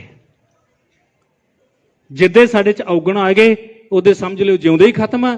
ਜੇ ਸਾਡੇ ਵਿੱਚ ਗੁਣ ਪੈਦਾ ਹੋਈ ਗਏ, ਗੁਣਾਂ ਦਾ ਵਿਸਤਾਰ ਹੋਈ ਗਿਆ, ਤੇ ਫਿਰ ਜਾਣਿਓ ਤੁਹਾਡੀ ਓਨੀ ਉਮਰ ਸੈਂਕੜੇ ਸਾਲ ਵੱਧਦੀ ਤੁਰੀ ਜਾਣੀ ਹੈ। ਸੋ ਇਹ ਇਤਿਹਾਸ ਨੂੰ ਸਾਂਝਾ ਕਰਦੇ ਹਾਂ, ਇਹ ਗੱਲਾਂ ਬਾਤਾਂ ਕਰਦੇ ਹਾਂ। ਹੋ ਸਕਦਾ ਕੁਝ ਗੱਲਾਂ ਮੇਰੇ ਦਿਮਾਗ 'ਚ ਕਿਉਂਕਿ ਮੌਕੇ ਦੇ ਵਿੱਚੋਂ ਰਹਿ ਜਾਂਦੀਆਂ ਨੇ, ਮੈਂ ਜਿਹੜੀਆਂ ਗੱਲਾਂ ਕਰਨੀਆਂ ਚਾਹੁੰਦਾ ਸੀ, ਮੈਂ ਮਾਫੀ ਚਾਹੁੰਦਾ ਕਿਉਂਕਿ ਇੱਕ ਵਹਿਣ ਦੇ ਵਿੱਚ ਕਈ ਵਾਰੀ ਵੇਗ 'ਚ ਬਹਿ ਜਾਈਦਾ ਹੈ ਔਰ ਉਹ ਗੱਲਾਂ ਪਿੱਛੇ ਰਹਿ ਜਾਂਦੀਆਂ, ਜੋ ਸੋਚ ਕੇ ਆਏ ਹੁੰਦੇ ਉਹ ਤਾਂ ਪਿੱਛੇ ਰਹਿ ਜਾਂਦੀਆਂ, ਮੈਂ ਗੱਲਾਂ ਕੀ ਕਰਨੀਆਂ। ਪਰ ਜਦੋਂ ਇੱਥੇ ਆ ਕੇ ਬੋਲੀ ਦਾ ਉਦੋਂ ਪਤਾ ਹੀ ਨਹੀਂ ਕੀ ਬੋਲ ਗਏ, ਕੀ ਬੋਲਿਆ, ਸੱਚਾ ਬੋਲਿਆ, ਝੂਠ ਬੋਲਿਆ, ਚੰਗਾ ਬੋਲਿਆ, ਮਾੜਾ ਬੋਲਿਆ, ਇਹ ਤੁਹਾਨੂੰ ਪਤਾ, ਮੈਨੂੰ ਕੋਈ ਪਤਾ ਨਹੀਂ, ਸੱਚ ਜਾਣਿਓ। ਸੋ ਇਸ ਕਰਕੇ ਮੈਂ ਤਾਂ ਇੱਕੋ ਹੀ ਵਾਸਤਾ ਪਾਵਾਂਗਾ ਤੁਹਾਡੇ ਚਰਨਾਂ 'ਚ ਕਿ ਆਓ, ਜੇ ਉਹਨਾਂ ਨੇਕ ਰੂਹਾਂ ਨੂੰ ਯਾਦ ਕਰ ਰਹੇ ਆ ਨਾ, ਅੱਜ ਇੱਕ 5 ਤੇ 7 ਸਾਲ ਦੀ ਮੈਂ ਗੱਲ ਕਰਦਾ ਹੁੰਦਾ ਨਾ, ਆਪਾਂ ਇੱਕ ਵਾਰੀ ਗੱਲ ਐ ਖਤਮ ਜੀ ਕਰ ਲੈਂਦੇ ਆ ਵੀ ਉਹਨਾਂ ਨੂੰ ਜਿਹੜਾ ਨੀਹਾਂ 'ਚ ਚਿਣ ਕੇ ਸ਼ਹੀਦ ਕਰ ਦਿੱਤਾ ਗਿਆ। ਮੈਂ ਇੱਕ ਪਿਛਲੇ ਦਿਨਾਂ 'ਚ ਕਿਤਾਬ ਦਾ ਨਾਂ ਸੁਣਿਆ ਸੀ, ਪੜ੍ਹੀ ਤਾਂ ਨਹੀਂ ਗਈ, ਮਾਫੀ ਚਾਹਾਂਗਾ। ਕਥਾ ਗੁਰਸੁਤਨ ਕੀ, ਦੁੰਨਾ ਸਿੰਘ ਹਡੂਰੀਆ, ਉਹਦੇ ਜ਼ਿਕਰ ਆਉਂਦਾ ਹੈ। ਕਹਿੰਦੇ ਉਹ ਉਸ ਵੇਲੇ ਮਤਲਬ ਨਾਲ ਚੱਲ ਰਿਹਾ ਸੀ, ਲਿਖਦਾ ਸੀ ਉਸ ਵੇਲੇ। ਕਹਿੰਦੇ ਉਹਨੇ ਲਿਖਿਆ ਵੀ ਸਾਹਿਬਜ਼ਾਦਿਆਂ ਨੂੰ ਜਦੋਂ ਪਹਿਲੇ ਦਿਨ ਭੁੱਖਾ ਰੱਖਿਆ ਨਾ, ਅਗਲੇ ਦਿਨ ਕਚਹਿਰੀ ਦੇ ਵਿੱਚ ਲੈ ਕੇ ਗਏ ਐ, ਉਹਨਾਂ ਨੂੰ ਲਾਲਚ ਦਿੱਤੇ ਐ, ਜਦੋਂ ਨਹੀਂ ਮੰਨੇ ਦੂਜੇ ਦਿਨ ਕੀ ਹੋਇਆ, ਪਹਿਲਾਂ ਤੂਤ ਦੀਆਂ ਛਟੀਆਂ ਨਾਲ ਕੁੱਟਿਆ ਗਿਆ ਉਹਨਾਂ ਨੂੰ। 5 ਸਾਲ 6 ਸਾਲ ਦਾ ਬੱਚਾ ਕਿੱਡਾ ਕੁ ਹੋਏਗਾ ਜੀ, ਏਡਾ ਕੁ। ਫਿਰ ਉਸ ਤੋਂ ਬਾਅਦ ਨਹੀਂ ਮੰਨੇ, ਨਹੀਂ, ਫਿਰ ਕਹਿੰਦੇ ਪਿੱਪਲ ਨਾਲ ਬੰਨ ਕੇ ਗੁਲੇਲਾਂ ਮਾਰੀਆਂ ਗਈਆਂ, ਅੱਖਾਂ ਦੇ ਵਿੱਚ ਵੀ ਗੁਲੇਲਾਂ ਵੱਜੀਆਂ ਨੇ। ਆਪਣੀ ਅੱਖ ਦੇ ਵਿੱਚ ਕੋਈ ਕੰਕਰ ਵੱਜੇ ਨਾ ਜੀ ਤੇ ਕਿੰਨਾ ਦਰਦ ਹੁੰਦਾ ਹੈ, ਉਹਨਾਂ ਦੀਆਂ ਅੱਖਾਂ ਦੇ ਵਿੱਚ ਗੁਲੇਲਾਂ ਮਾਰੀਆਂ ਗਈਆਂ। ਗੱਲ ਕੀ ਸੀ? ਇੱਕ ਸਿਦਕ ਦੀ ਗੱਲ ਸੀ। ਅੱਜ ਅਸੀਂ ਉਹ ਸਿਦਕ ਨੂੰ ਅਹਿਸਾਸ ਕਰਨਾ ਹੈ, ਮਹਿਸੂਸ ਕਰਨਾ ਹੈ। ਔਰ ਉਸ ਤੋਂ ਬਾਅਦ ਲਾਸਟ ਇੰਤਹਾ ਕੀ ਹੋਈ, ਇੱਕ 5 ਸਾਲ ਦੇ ਬੱਚੇ ਦੇ ਪੋਟੇ, ਆ ਉਂਗਲਾਂ, ਇਹ ਅੱਗ ਦੇ ਉੱਪਰ ਰੱਖ ਕੇ ਸਾੜਿਆ ਗਿਆ। ਅਹਿਸਾਸ ਕਰਿਆ ਜੀ ਕੈਸੀ ਅਵਸਥਾ ਹੋਏਗੀ। ਕਿਉਂ ਨਹੀਂ ਡੋਲੇ? ਕਿਉਂਕਿ ਮਿਸ਼ਨ ਵੱਡਾ ਸੀ, ਜ਼ਿੰਦਗੀ ਦਾ ਮਿਸ਼ਨ। ਇੱਕ ਚੀਜ਼ ਹੋਰ ਗੱਲ ਕਰਦਿਆਂ ਤੁਸੀਂ ਨੋਟ ਕਰਨੀ ਹੈ, ਮੇਰੀ ਜ਼ਿੰਦਗੀ ਦਾ ਏਮ, ਮਿਸ਼ਨ ਕਿੱਡਾ ਹੈ। ਜਿਨ੍ਹਾਂ ਦਾ ਮਿਸ਼ਨ ਵੱਡਾ ਹੋਵੇ ਉਹ ਕਦੇ ਡੋਲਦੇ ਨਹੀਂ। ਡੋਲਦੇ ਉਹੀ ਨੇ ਜਿਨ੍ਹਾਂ ਨੇ ਜੀਵਨ ਦਾ ਛੋਟਾ ਮਕਸਦ ਮੰਨਿਆ, ਉਹਨਾਂ ਦਾ ਮਿਸ਼ਨ ਵੱਡਾ ਸੀ। ਔਰ ਇੱਕ ਹੋਰ ਵੀਰ ਨੇ ਕਵਿਤਾ ਸੁਣਾਈ ਸੀ ਨਾ, ਸੰਗ ਤੇ ਨਹੀਂ ਮੇਰਾ ਮਾਂ ਗੁਜਰੀ, ਮੈਂ ਗੋਬਿੰਦ ਸਿੰਘ ਦੀ, ਸੰਗ ਤੇ ਨਹੀਂ ਮੇਰਾ ਨਾਂ ਗੁਜਰੀ, ਮੈਂ ਗੋਬਿੰਦ ਸਿੰਘ ਦੀ ਮਾਂ ਗੁਜਰੀ, ਮੈਂ ਗੁਜਰ ਗੁਜਰ ਕੇ ਗੁਜਰੀ ਹਾਂ। ਹੁਣ ਗੁਜਰ ਗੁਜਰ ਕੇ ਗੱਲ ਪਤੀ ਜਾਂਦਾ ਨਾ, ਜਦੋਂ ਸਾਡੇ ਘਰਾਂ ਦੇ ਵਿੱਚ ਕਈ ਵਾਰੀ ਸਾਡੇ ਬਾਪੂ ਕਿਤੇ ਖੇਤ ਪਾਣੀ ਲਾਉਣ ਚਲੇ ਜਾਣ ਤੇ ਥੋੜਾ ਜਿਹਾ ਲੇਟ ਹੋ ਜੇ ਕੋਈ, ਤੇ ਮਾਂ ਕਹਿੰਦੀ ਆ ਪੁੱਤ ਭੱਜ ਕੇ ਜਾ ਕੇ ਵੇਖ ਕੇ ਆ, ਤੇਰਾ ਬਾਪੂ ਪਾਣੀ ਦੀ ਵਾਰੀ ਤਾਂ ਆਇਆ, ਖਤਮ ਹੋ ਗਈ ਸੀ ਤੇ ਹਜੇ ਆਇਆ ਹੀ ਨਹੀਂ। ਇੱਕ ਆਹ ਮਾਂ ਹੈ ਜਿਹਨੂੰ ਪਤਾ ਅੱਜ ਦਾ ਤੋਰਿਆ ਮੁੜ ਕੇ ਆਉਣਾ ਹੀ ਨਹੀਂ। ਗੱਲ ਕਰ ਲੈਣੀ ਸੌਖੀ ਆ ਨਾ। ਮਾਂ ਇਹ ਵੀ ਹੈ, ਗੁਰੂ ਤੇਗ ਬਹਾਦਰ ਤੋਰਤਾ ਮੁੜ ਕੇ ਨਹੀਂ ਆਉਣਾ, ਤਾਂ ਗੁਜਰੀ ਹੈ। ਔਰ ਦੇਖਿਓ ਜਦੋਂ ਪੋਤਰੇ ਗਏ ਹੋਣਗੇ ਨਾ, ਹੱਥ ਨੇ ਪਿੰਡੇ ਤੇ ਲਾਸ਼ਾਂ ਨੇ ਕੁੱਟਿਆ, ਅੱਖ ਚੋਂ ਖੂਨ ਨਿਕਲਦਾ ਹੈ ਤੇ ਹੱਥ ਜਿਹੜੇ ਆ ਅੱਗ ਨਾਲ ਸਾੜੇ ਆ, ਤੇ ਜਦੋਂ ਦਾਦੀ ਦੇ ਕੋਲੇ ਗਏ ਹੋਣੇ ਆ, ਮਾਂ ਗੁਜਰੀ ਦਾ ਧਿਆਨ ਧਰ ਕੇ ਦੇਖੋ, ਤੇ ਜਾ ਕੇ ਇਹ ਵੀ ਦੱਸਦਾ, ਦਾਦੀ ਮਾਂ ਕੱਲ ਨੂੰ ਕਹਿਤਾ ਵੀ ਕੋਈ ਨਹੀਂ ਨਾ ਮੰਨਦੇ, ਕੱਲ ਨੂੰ ਉਹਨਾਂ ਨੂੰ ਜਿਉਂਦਿਆਂ ਨੂੰ ਚਿਣ ਦਿਓ, ਪਰ ਇਹ ਨੀਆਂ ਚ ਨਵੇੜੋ ਕੰਮ ਇਹਨਾਂ ਦਾ। ਐਂ ਬੋਲਿਆ ਉਹ, ਨਹੀਂ ਮੰਨਦੇ ਕੋਈ ਨਹੀਂ। ਤੇ ਜਦੋਂ ਮਾਂ ਗੁਜਰੀ ਨੂੰ ਕਹਤਾ, ਮਾਂ ਦਾਦੀ ਕੱਲ ਨੂੰ ਕਹਿੰਦੇ ਇਹਨਾਂ ਨੂੰ ਨੀਆਂ ਚ ਚਿਣ ਦਿਓ। ਵੈਸੇ ਤਾਂ ਸਾਰਿਆਂ ਦਾ ਮਾਂ ਪਿਓ ਦਾ ਪਿਆਰ ਕੋਈ ਘੱਟ ਨਹੀਂ ਹੁੰਦਾ, ਪਰ ਦਾਦੀ ਪੋਤੇ ਦਾ ਤਾਂ ਸਭ ਤੋਂ ਜ਼ਿਆਦਾ ਹੁੰਦਾ ਹੈ। ਤੇ ਜਦੋਂ ਦਾਦੀ ਨੂੰ ਇਹ ਗੱਲ ਸੁਣੀ ਹੋਊਗੀ ਵੀ ਕੱਲ ਨੂੰ ਤਾਂ ਖਤਮ ਹੈ ਕਹਾਣੀ ਪੁੱਤਰੋ, ਅੱਜ ਲਾਸਟ ਵਾਰੀ ਗੋਦੀ 'ਚ ਬੈਠੇ ਹੋ, ਕੱਲ ਨੂੰ ਤਾਂ ਬੁੱਢੇ ਹੱਡਾਂ 'ਚ ਛੋਟੇ ਛੋਟੀਆਂ ਜਿੰਦਾਂ ਵੀ ਨਹੀਂ ਹੋਣੀਆਂ। ਤੇ ਸਾਰੀ ਰਾਤ ਮਾਂ ਗੁਜਰੀ ਨੇ ਹਿੱਕ ਨਾ ਲਾ ਕੇ ਜਿਵੇਂ ਪਿਆਰ ਕੀਤਾ ਹੋਊ ਮਾਂ ਗੁਜਰੀ ਦੇ, ਉਹ ਅਹਿਸਾਸ ਨੂੰ ਯਾਦ ਕਰ ਲਿਓ। ਅਗਲੇ ਦਿਨ ਜਦੋਂ ਸਵੇਰ ਤੁਰੇ ਨੇ, ਬਸ ਇਹੀ ਮੈਂ ਇੱਕੋ ਹੀ ਛਾਕਾ, ਕਿਉਂਕਿ ਜੋ ਮੈਂ ਗੱਲਾਂ ਕਹਿਣੀਆਂ ਸੀ ਨਾ, ਜੋ ਦ੍ਰਿੜ ਕਰਨਾ ਸੀ ਉਹਨੂੰ ਪੱਲੇ ਬੰਨ ਲਿਓ, ਬਸ ਇਹ ਕਰਕੇ ਮੈਂ ਫਤਿਹ ਬੁਲਾ ਦੇਣੀ ਹੈ। ਕਹਿੰਦੇ ਜਦੋਂ ਅਗਲੇ ਦਿਨ ਸ਼ਹਾਦਤ ਹੋਈ ਤੇ ਮਾਂ ਗੁਜਰੀ ਨੇ ਸਾਹਿਬਜ਼ਾਦਿਆਂ ਨੂੰ ਜਦੋਂ ਤੋਰਿਆ, ਤੇ ਤੋਰ ਕੇ ਜਦੋਂ ਮਾਂ ਗੁਜਰੀ ਨੇ ਅੱਗੋਂ ਦੇਖਿਆ ਤੇ ਨੀਂਹ ਜਿਹੜੀ ਚਿਣੀ ਗਈ ਹੈ ਨਾ, ਤੇ ਮਾਂ ਗੁਜਰੀ ਨੇ ਉਦੋਂ ਜਿਹੜਾ ਸੀ ਕਹਿੰਦੇ ਵੇਖ ਕੇ ਇਹ ਗੱਲ ਕਹੀ ਸੀ ਵੀ ਜਿਹੜੀ ਇਮਾਰਤ ਵਾਸਤੇ ਗੁਰੂ ਨਾਨਕ ਪਾਤਸ਼ਾਹ ਨੇ ਇੱਟ ਲਾਈ ਸੀ, ਜਿਹੜੀ ਇਮਾਰਤ ਵਾਸਤੇ ਮੇਰਾ ਪੁੱਤਰ ਸਾਰੀ ਉਮਰ ਹੱਜ ਤੱਕ ਜੂਝਦਾ ਰਿਹਾ ਔਰ ਕੁਰਬਾਨੀਆਂ ਹੋਈਆਂ, ਅੱਜ ਮੇਰੇ ਪੋਤਰਿਆਂ ਨੇ ਉਹ ਨੀਂਹ ਮਜ਼ਬੂਤ ਕਰ ਦਿੱਤੀ ਹੈ। ਹੁਣ ਦੁਨੀਆ ਦੇ ਵਿੱਚ ਸੱਚ ਕਦੇ ਖਤਮ ਨਹੀਂ ਹੋ ਸਕਦਾ। ਉਹਨਾਂ ਦੀਆਂ ਕੁਰਬਾਨੀਆਂ ਸੱਚ ਲਈ ਹੋਈਆਂ, ਉਹਨਾਂ ਦੀਆਂ ਕੁਰਬਾਨੀਆਂ ਵਿਸ਼ਵਾਸ ਲਈ ਹੋਈਆਂ, ਉਹਨਾਂ ਦੀਆਂ ਕੁਰਬਾਨੀਆਂ ਈਮਾਨ ਲਈ ਹੋਈਆਂ, ਉਹਨਾਂ ਦੀਆਂ ਕੁਰਬਾਨੀਆਂ ਆਪਣੀ ਕਮਿਟਮੈਂਟ ਲਈ ਹੋਈਆਂ। ਸੋ ਆਓ ਅਸੀਂ ਆਪਣੇ ਮੂੰਹੋਂ ਹਰੇਕ ਕੱਢੇ ਸ਼ਬਦ ਦਾ, ਜੇ ਤੁਸੀਂ ਮੂੰਹ ਦੇ ਵਿੱਚੋਂ ਕੋਈ ਸ਼ਬਦ ਕੱਢਦੇ ਹੋ ਨਾ, ਪ੍ਰਿੰਸੀਪਲ ਸਰ ਜਾਂ ਆਪਦੇ ਕਲਾਸ ਦੇ ਵਿੱਚ ਕਿਸੇ ਨਾਲ ਦੇ ਸਾਥੀ ਨੂੰ, ਆਪਦੇ ਟੀਚਰ ਨੂੰ, ਆਪਦੇ ਮਾਪਿਓ ਨੂੰ ਜੇ ਕਹਿ ਦਿਓ ਨਾ ਵੀ ਮਾਂ ਬਾਪੂ ਬੇਫਿਕਰ ਹੋ ਜਾ, ਕਹਿੰਦੇ ਹੋ ਨਾ ਸਾਰੇ, ਕਹਿੰਦੇ ਆ ਜੀ ਸਾਰੇ, ਬਾਪੂ ਬੇਫਿਕਰ ਹੋ ਜਾ, ਤੇ ਉਹ ਤੁਹਾਡੇ ਮੂੰਹ ਚੋਂ ਨਿਕਲਿਆ ਸ਼ਬਦ ਜੇ ਸਾਹਿਬਜ਼ਾਦਿਆਂ ਨੇ ਕਿਹਾ ਨਾ ਵੀ ਦਾਦੀ ਮਾਂ ਕੋਈ ਗੱਲ ਨਹੀਂ ਚੱਲੇ ਆ, ਮੌਤ ਤਾਂ ਹੋ ਸਕਦੀ ਹੈ ਪਰ ਸਿਦਕ ਨੂੰ ਨਹੀਂ ਡੋਲਾਂਗੇ। ਨਿੱਕੇ ਨਿੱਕੇ ਬੱਚਿਆਂ ਨੇ ਮੂੰਹੋਂ ਜੋ ਸ਼ਬਦ ਕਹੇ ਕਰਕੇ ਦਿਖਾਤਾ। ਤੁਸੀਂ ਤੇ ਜਵਾਨ ਹੋ, ਜੋ ਬਾਪੂ ਨੂੰ ਮਾਂ ਨੂੰ ਕਹਤਾ ਨਾ ਮਾਂ ਬੇਫਿਕਰ ਹੋ ਜਾ, ਤੇ ਬਸ ਮਾਂ ਨੂੰ ਪਿਓ ਨੂੰ ਬੇਫਿਕਰੀ ਰਹਿਣ ਦਿਓ। ਜੇ ਸਾਹਿਬਜ਼ਾਦਿਆਂ ਨੇ ਐਡਾ ਵੱਡਾ ਮਿਸ਼ਨ ਲੈ ਕੇ ਕੁਝ ਕਰਕੇ ਦਿਖਾਤਾ, ਜ਼ਿੰਦਗੀ 'ਚ ਕੋਈ ਮਿਸ਼ਨ ਧਾਰਨ ਕਰਿਓ, ਉਹਦੇ ਤੇ ਪਹੁੰਚਣ ਲਈ ਜੋ ਚਾਹੀਦਾ ਪ੍ਰਮਾਤਮਾ ਤੁਹਾਨੂੰ ਦੇਵੇਗਾ, ਪਰ ਸਿਦਕ ਨਾ ਛੱਡਿਓ, ਉੱਥੇ ਪਹੁੰਚ ਜਾਓਗੇ। ਔਰ ਕਿਸੇ ਦਾ ਵਿਸ਼ਵਾਸ ਨਾ ਤੋੜਿਓ। ਇੰਨੇ ਸ਼ਬਦਾਂ ਦੇ ਨਾਲ ਮੈਂ ਆਪਣੇ ਇਹਨਾਂ ਸ਼ਬਦਾਂ ਨੂੰ ਇੱਥੇ ਵਿਰਾਮ ਦਿੰਦਾ। ਮੈਂ ਅਤੀ ਧੰਨਵਾਦੀ ਹਾਂ ਇੱਕ ਵਾਰ ਫਿਰ ਤੁਹਾਡਾ ਸਾਰਿਆਂ ਦਾ, ਜਿਨ੍ਹਾਂ ਨੇ ਬੜੇ ਪਿਆਰ ਨਾਲ, ਮੈਂ ਕਹਿੰਦਾ ਇੰਨੀ ਮੇਰੀ ਇੱਕ ਜਿਹੜੀ ਔਕਾਤ ਨਹੀਂ ਹੈ, ਮੈਂ ਇੱਕ ਛੋਟਾ ਜਿਹਾ ਬੰਦਾ, ਛੋਟੀ ਜੀ ਪੜ੍ਹਾਈ ਹੈ ਨਾ, ਅਲਪ ਜੀ ਬੁੱਧੀ, ਪਰ ਇੱਥੇ ਤੁਹਾਡੇ ਪ੍ਰੋਫੈਸਰ ਸਾਹਿਬਾਨਾਂ ਦੇ ਵਿੱਚ, ਪ੍ਰਿੰਸੀਪਲ ਤੇ ਤੁਹਾਡੇ ਏਡੇ ਵੱਡੇ ਸਕਾਲਰਾਂ ਦੇ ਵਿੱਚ ਮੈਨੂੰ ਖੜ ਕੇ ਬੋਲਣ ਦਾ ਮੌਕਾ ਮਿਲਿਆ। ਇਹ ਤੌਫੀਕ ਉਹ ਵਾਹਿਗੁਰੂ ਦੀ ਹੈ। ਗੁਰੂ ਸਾਹਿਬ ਆਪਾਂ ਸਾਰਿਆਂ ਨੂੰ ਇੰਨੀ ਕੁ ਸਮਰੱਥਾ ਬਖਸ਼ੇ, ਆਪਾਂ ਮਿਲ ਜੁਲ ਕੇ ਇੱਕ ਦੂਜੇ ਦੀ ਲੱਜ ਪਾਲਦੇ ਹਾਂ, ਇੱਕ ਦੂਜੇ ਦਾ ਵਿਸ਼ਵਾਸ ਪਾਲਦੇ ਹਾਂ, ਇੱਕ ਦੂਜੇ ਦੀ ਜਿਹੜੀ ਸ਼ਰਮ ਮੰਨਦੇ ਹਾਂ, ਆਪਣਾ ਜੀਵਨ ਅੱਗੇ ਤੋਰੀ ਚੱਲੀਏ। ਗੁਰੂ ਸਾਹਿਬ ਕਿਰਪਾ ਕਰਨਗੇ ਜੀ। ਭੁੱਲਾਂ ਚੁੱਕਾਂ ਦੀ ਖਿਮਾ। ਵਾਹਿਗੁਰੂ ਜੀ ਕਾ ਖਾਲਸਾ, ਵਾਹਿਗੁਰੂ ਜੀ ਕੀ ਫਤਿਹ।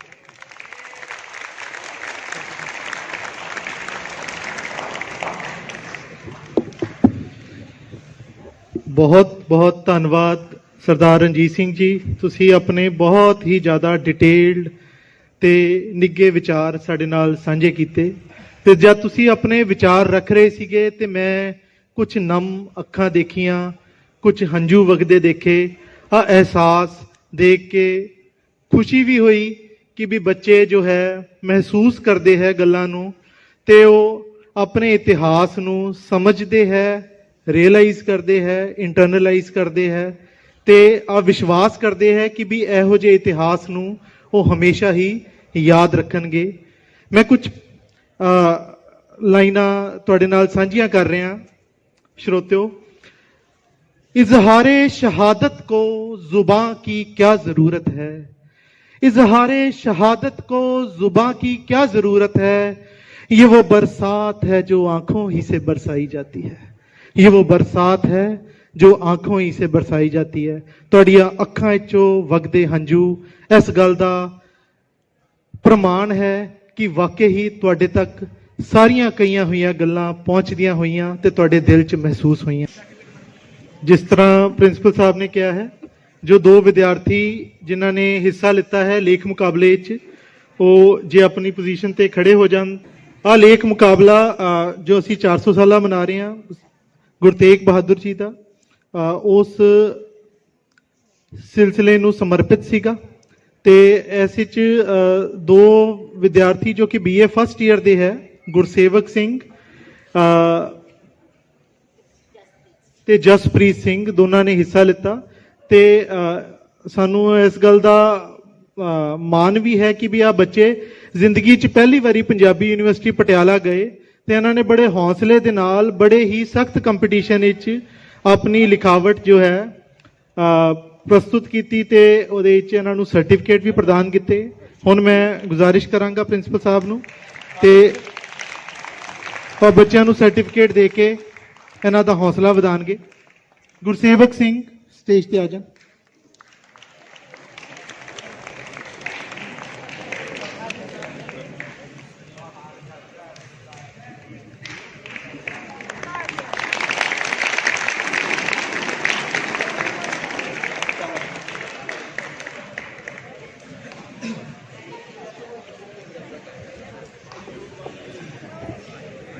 ਅੱਜ ਦੇ ਸਮਾਗਮ ਦੇ ਮੁੱਖ ਮਹਿਮਾਨ, ਜਿਨ੍ਹਾਂ ਨੇ ਸਾਡੇ ਤੱਕ ਆਪਣੀ ਬਹੁਤ ਵਧੀਆ ਤੇ ਵੈਲ ਰਿਸਰਚ ਥਾਟ ਸਾਂਝੀ ਕੀਤੀ, ਮੈਂ ਹੁਣ ਪ੍ਰਿੰਸੀਪਲ ਸਾਹਿਬ ਡਾਕਟਰ ਪਰਮਿੰਦਰ ਸਿੰਘ ਤੱਗੜ ਜੀ ਨੂੰ ਬੇਨਤੀ ਕਰਨਾ ਚਾਹਾਂਗਾ ਤੇ ਆਪਣੇ ਸੀਨੀਅਰ ਕੁਲੀਗਸ ਨੂੰ ਵੀ ਕਿ ਉਹ ਇੱਕ ਟੋਕਨ ਆਫ ਥੈਂਕਸ ਅੱਜ ਦੇ ਮੁੱਖ ਮਹਿਮਾਨ ਸਰਦਾਰ ਰਣਜੀਤ ਸਿੰਘ ਜੀ ਨੂੰ ਪ੍ਰਦਾਨ ਕਰਨ।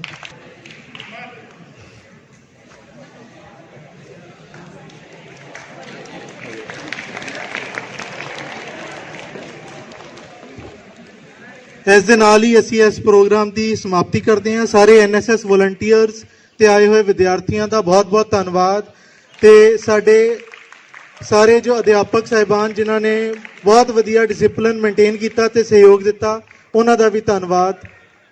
ਅੱਜ ਅਸੀਂ ਇਸ ਪ੍ਰੋਗਰਾਮ ਨੂੰ ਇੱਥੇ ਹੀ ਸਮਾਪਤ ਕਰਦੇ ਹਾਂ।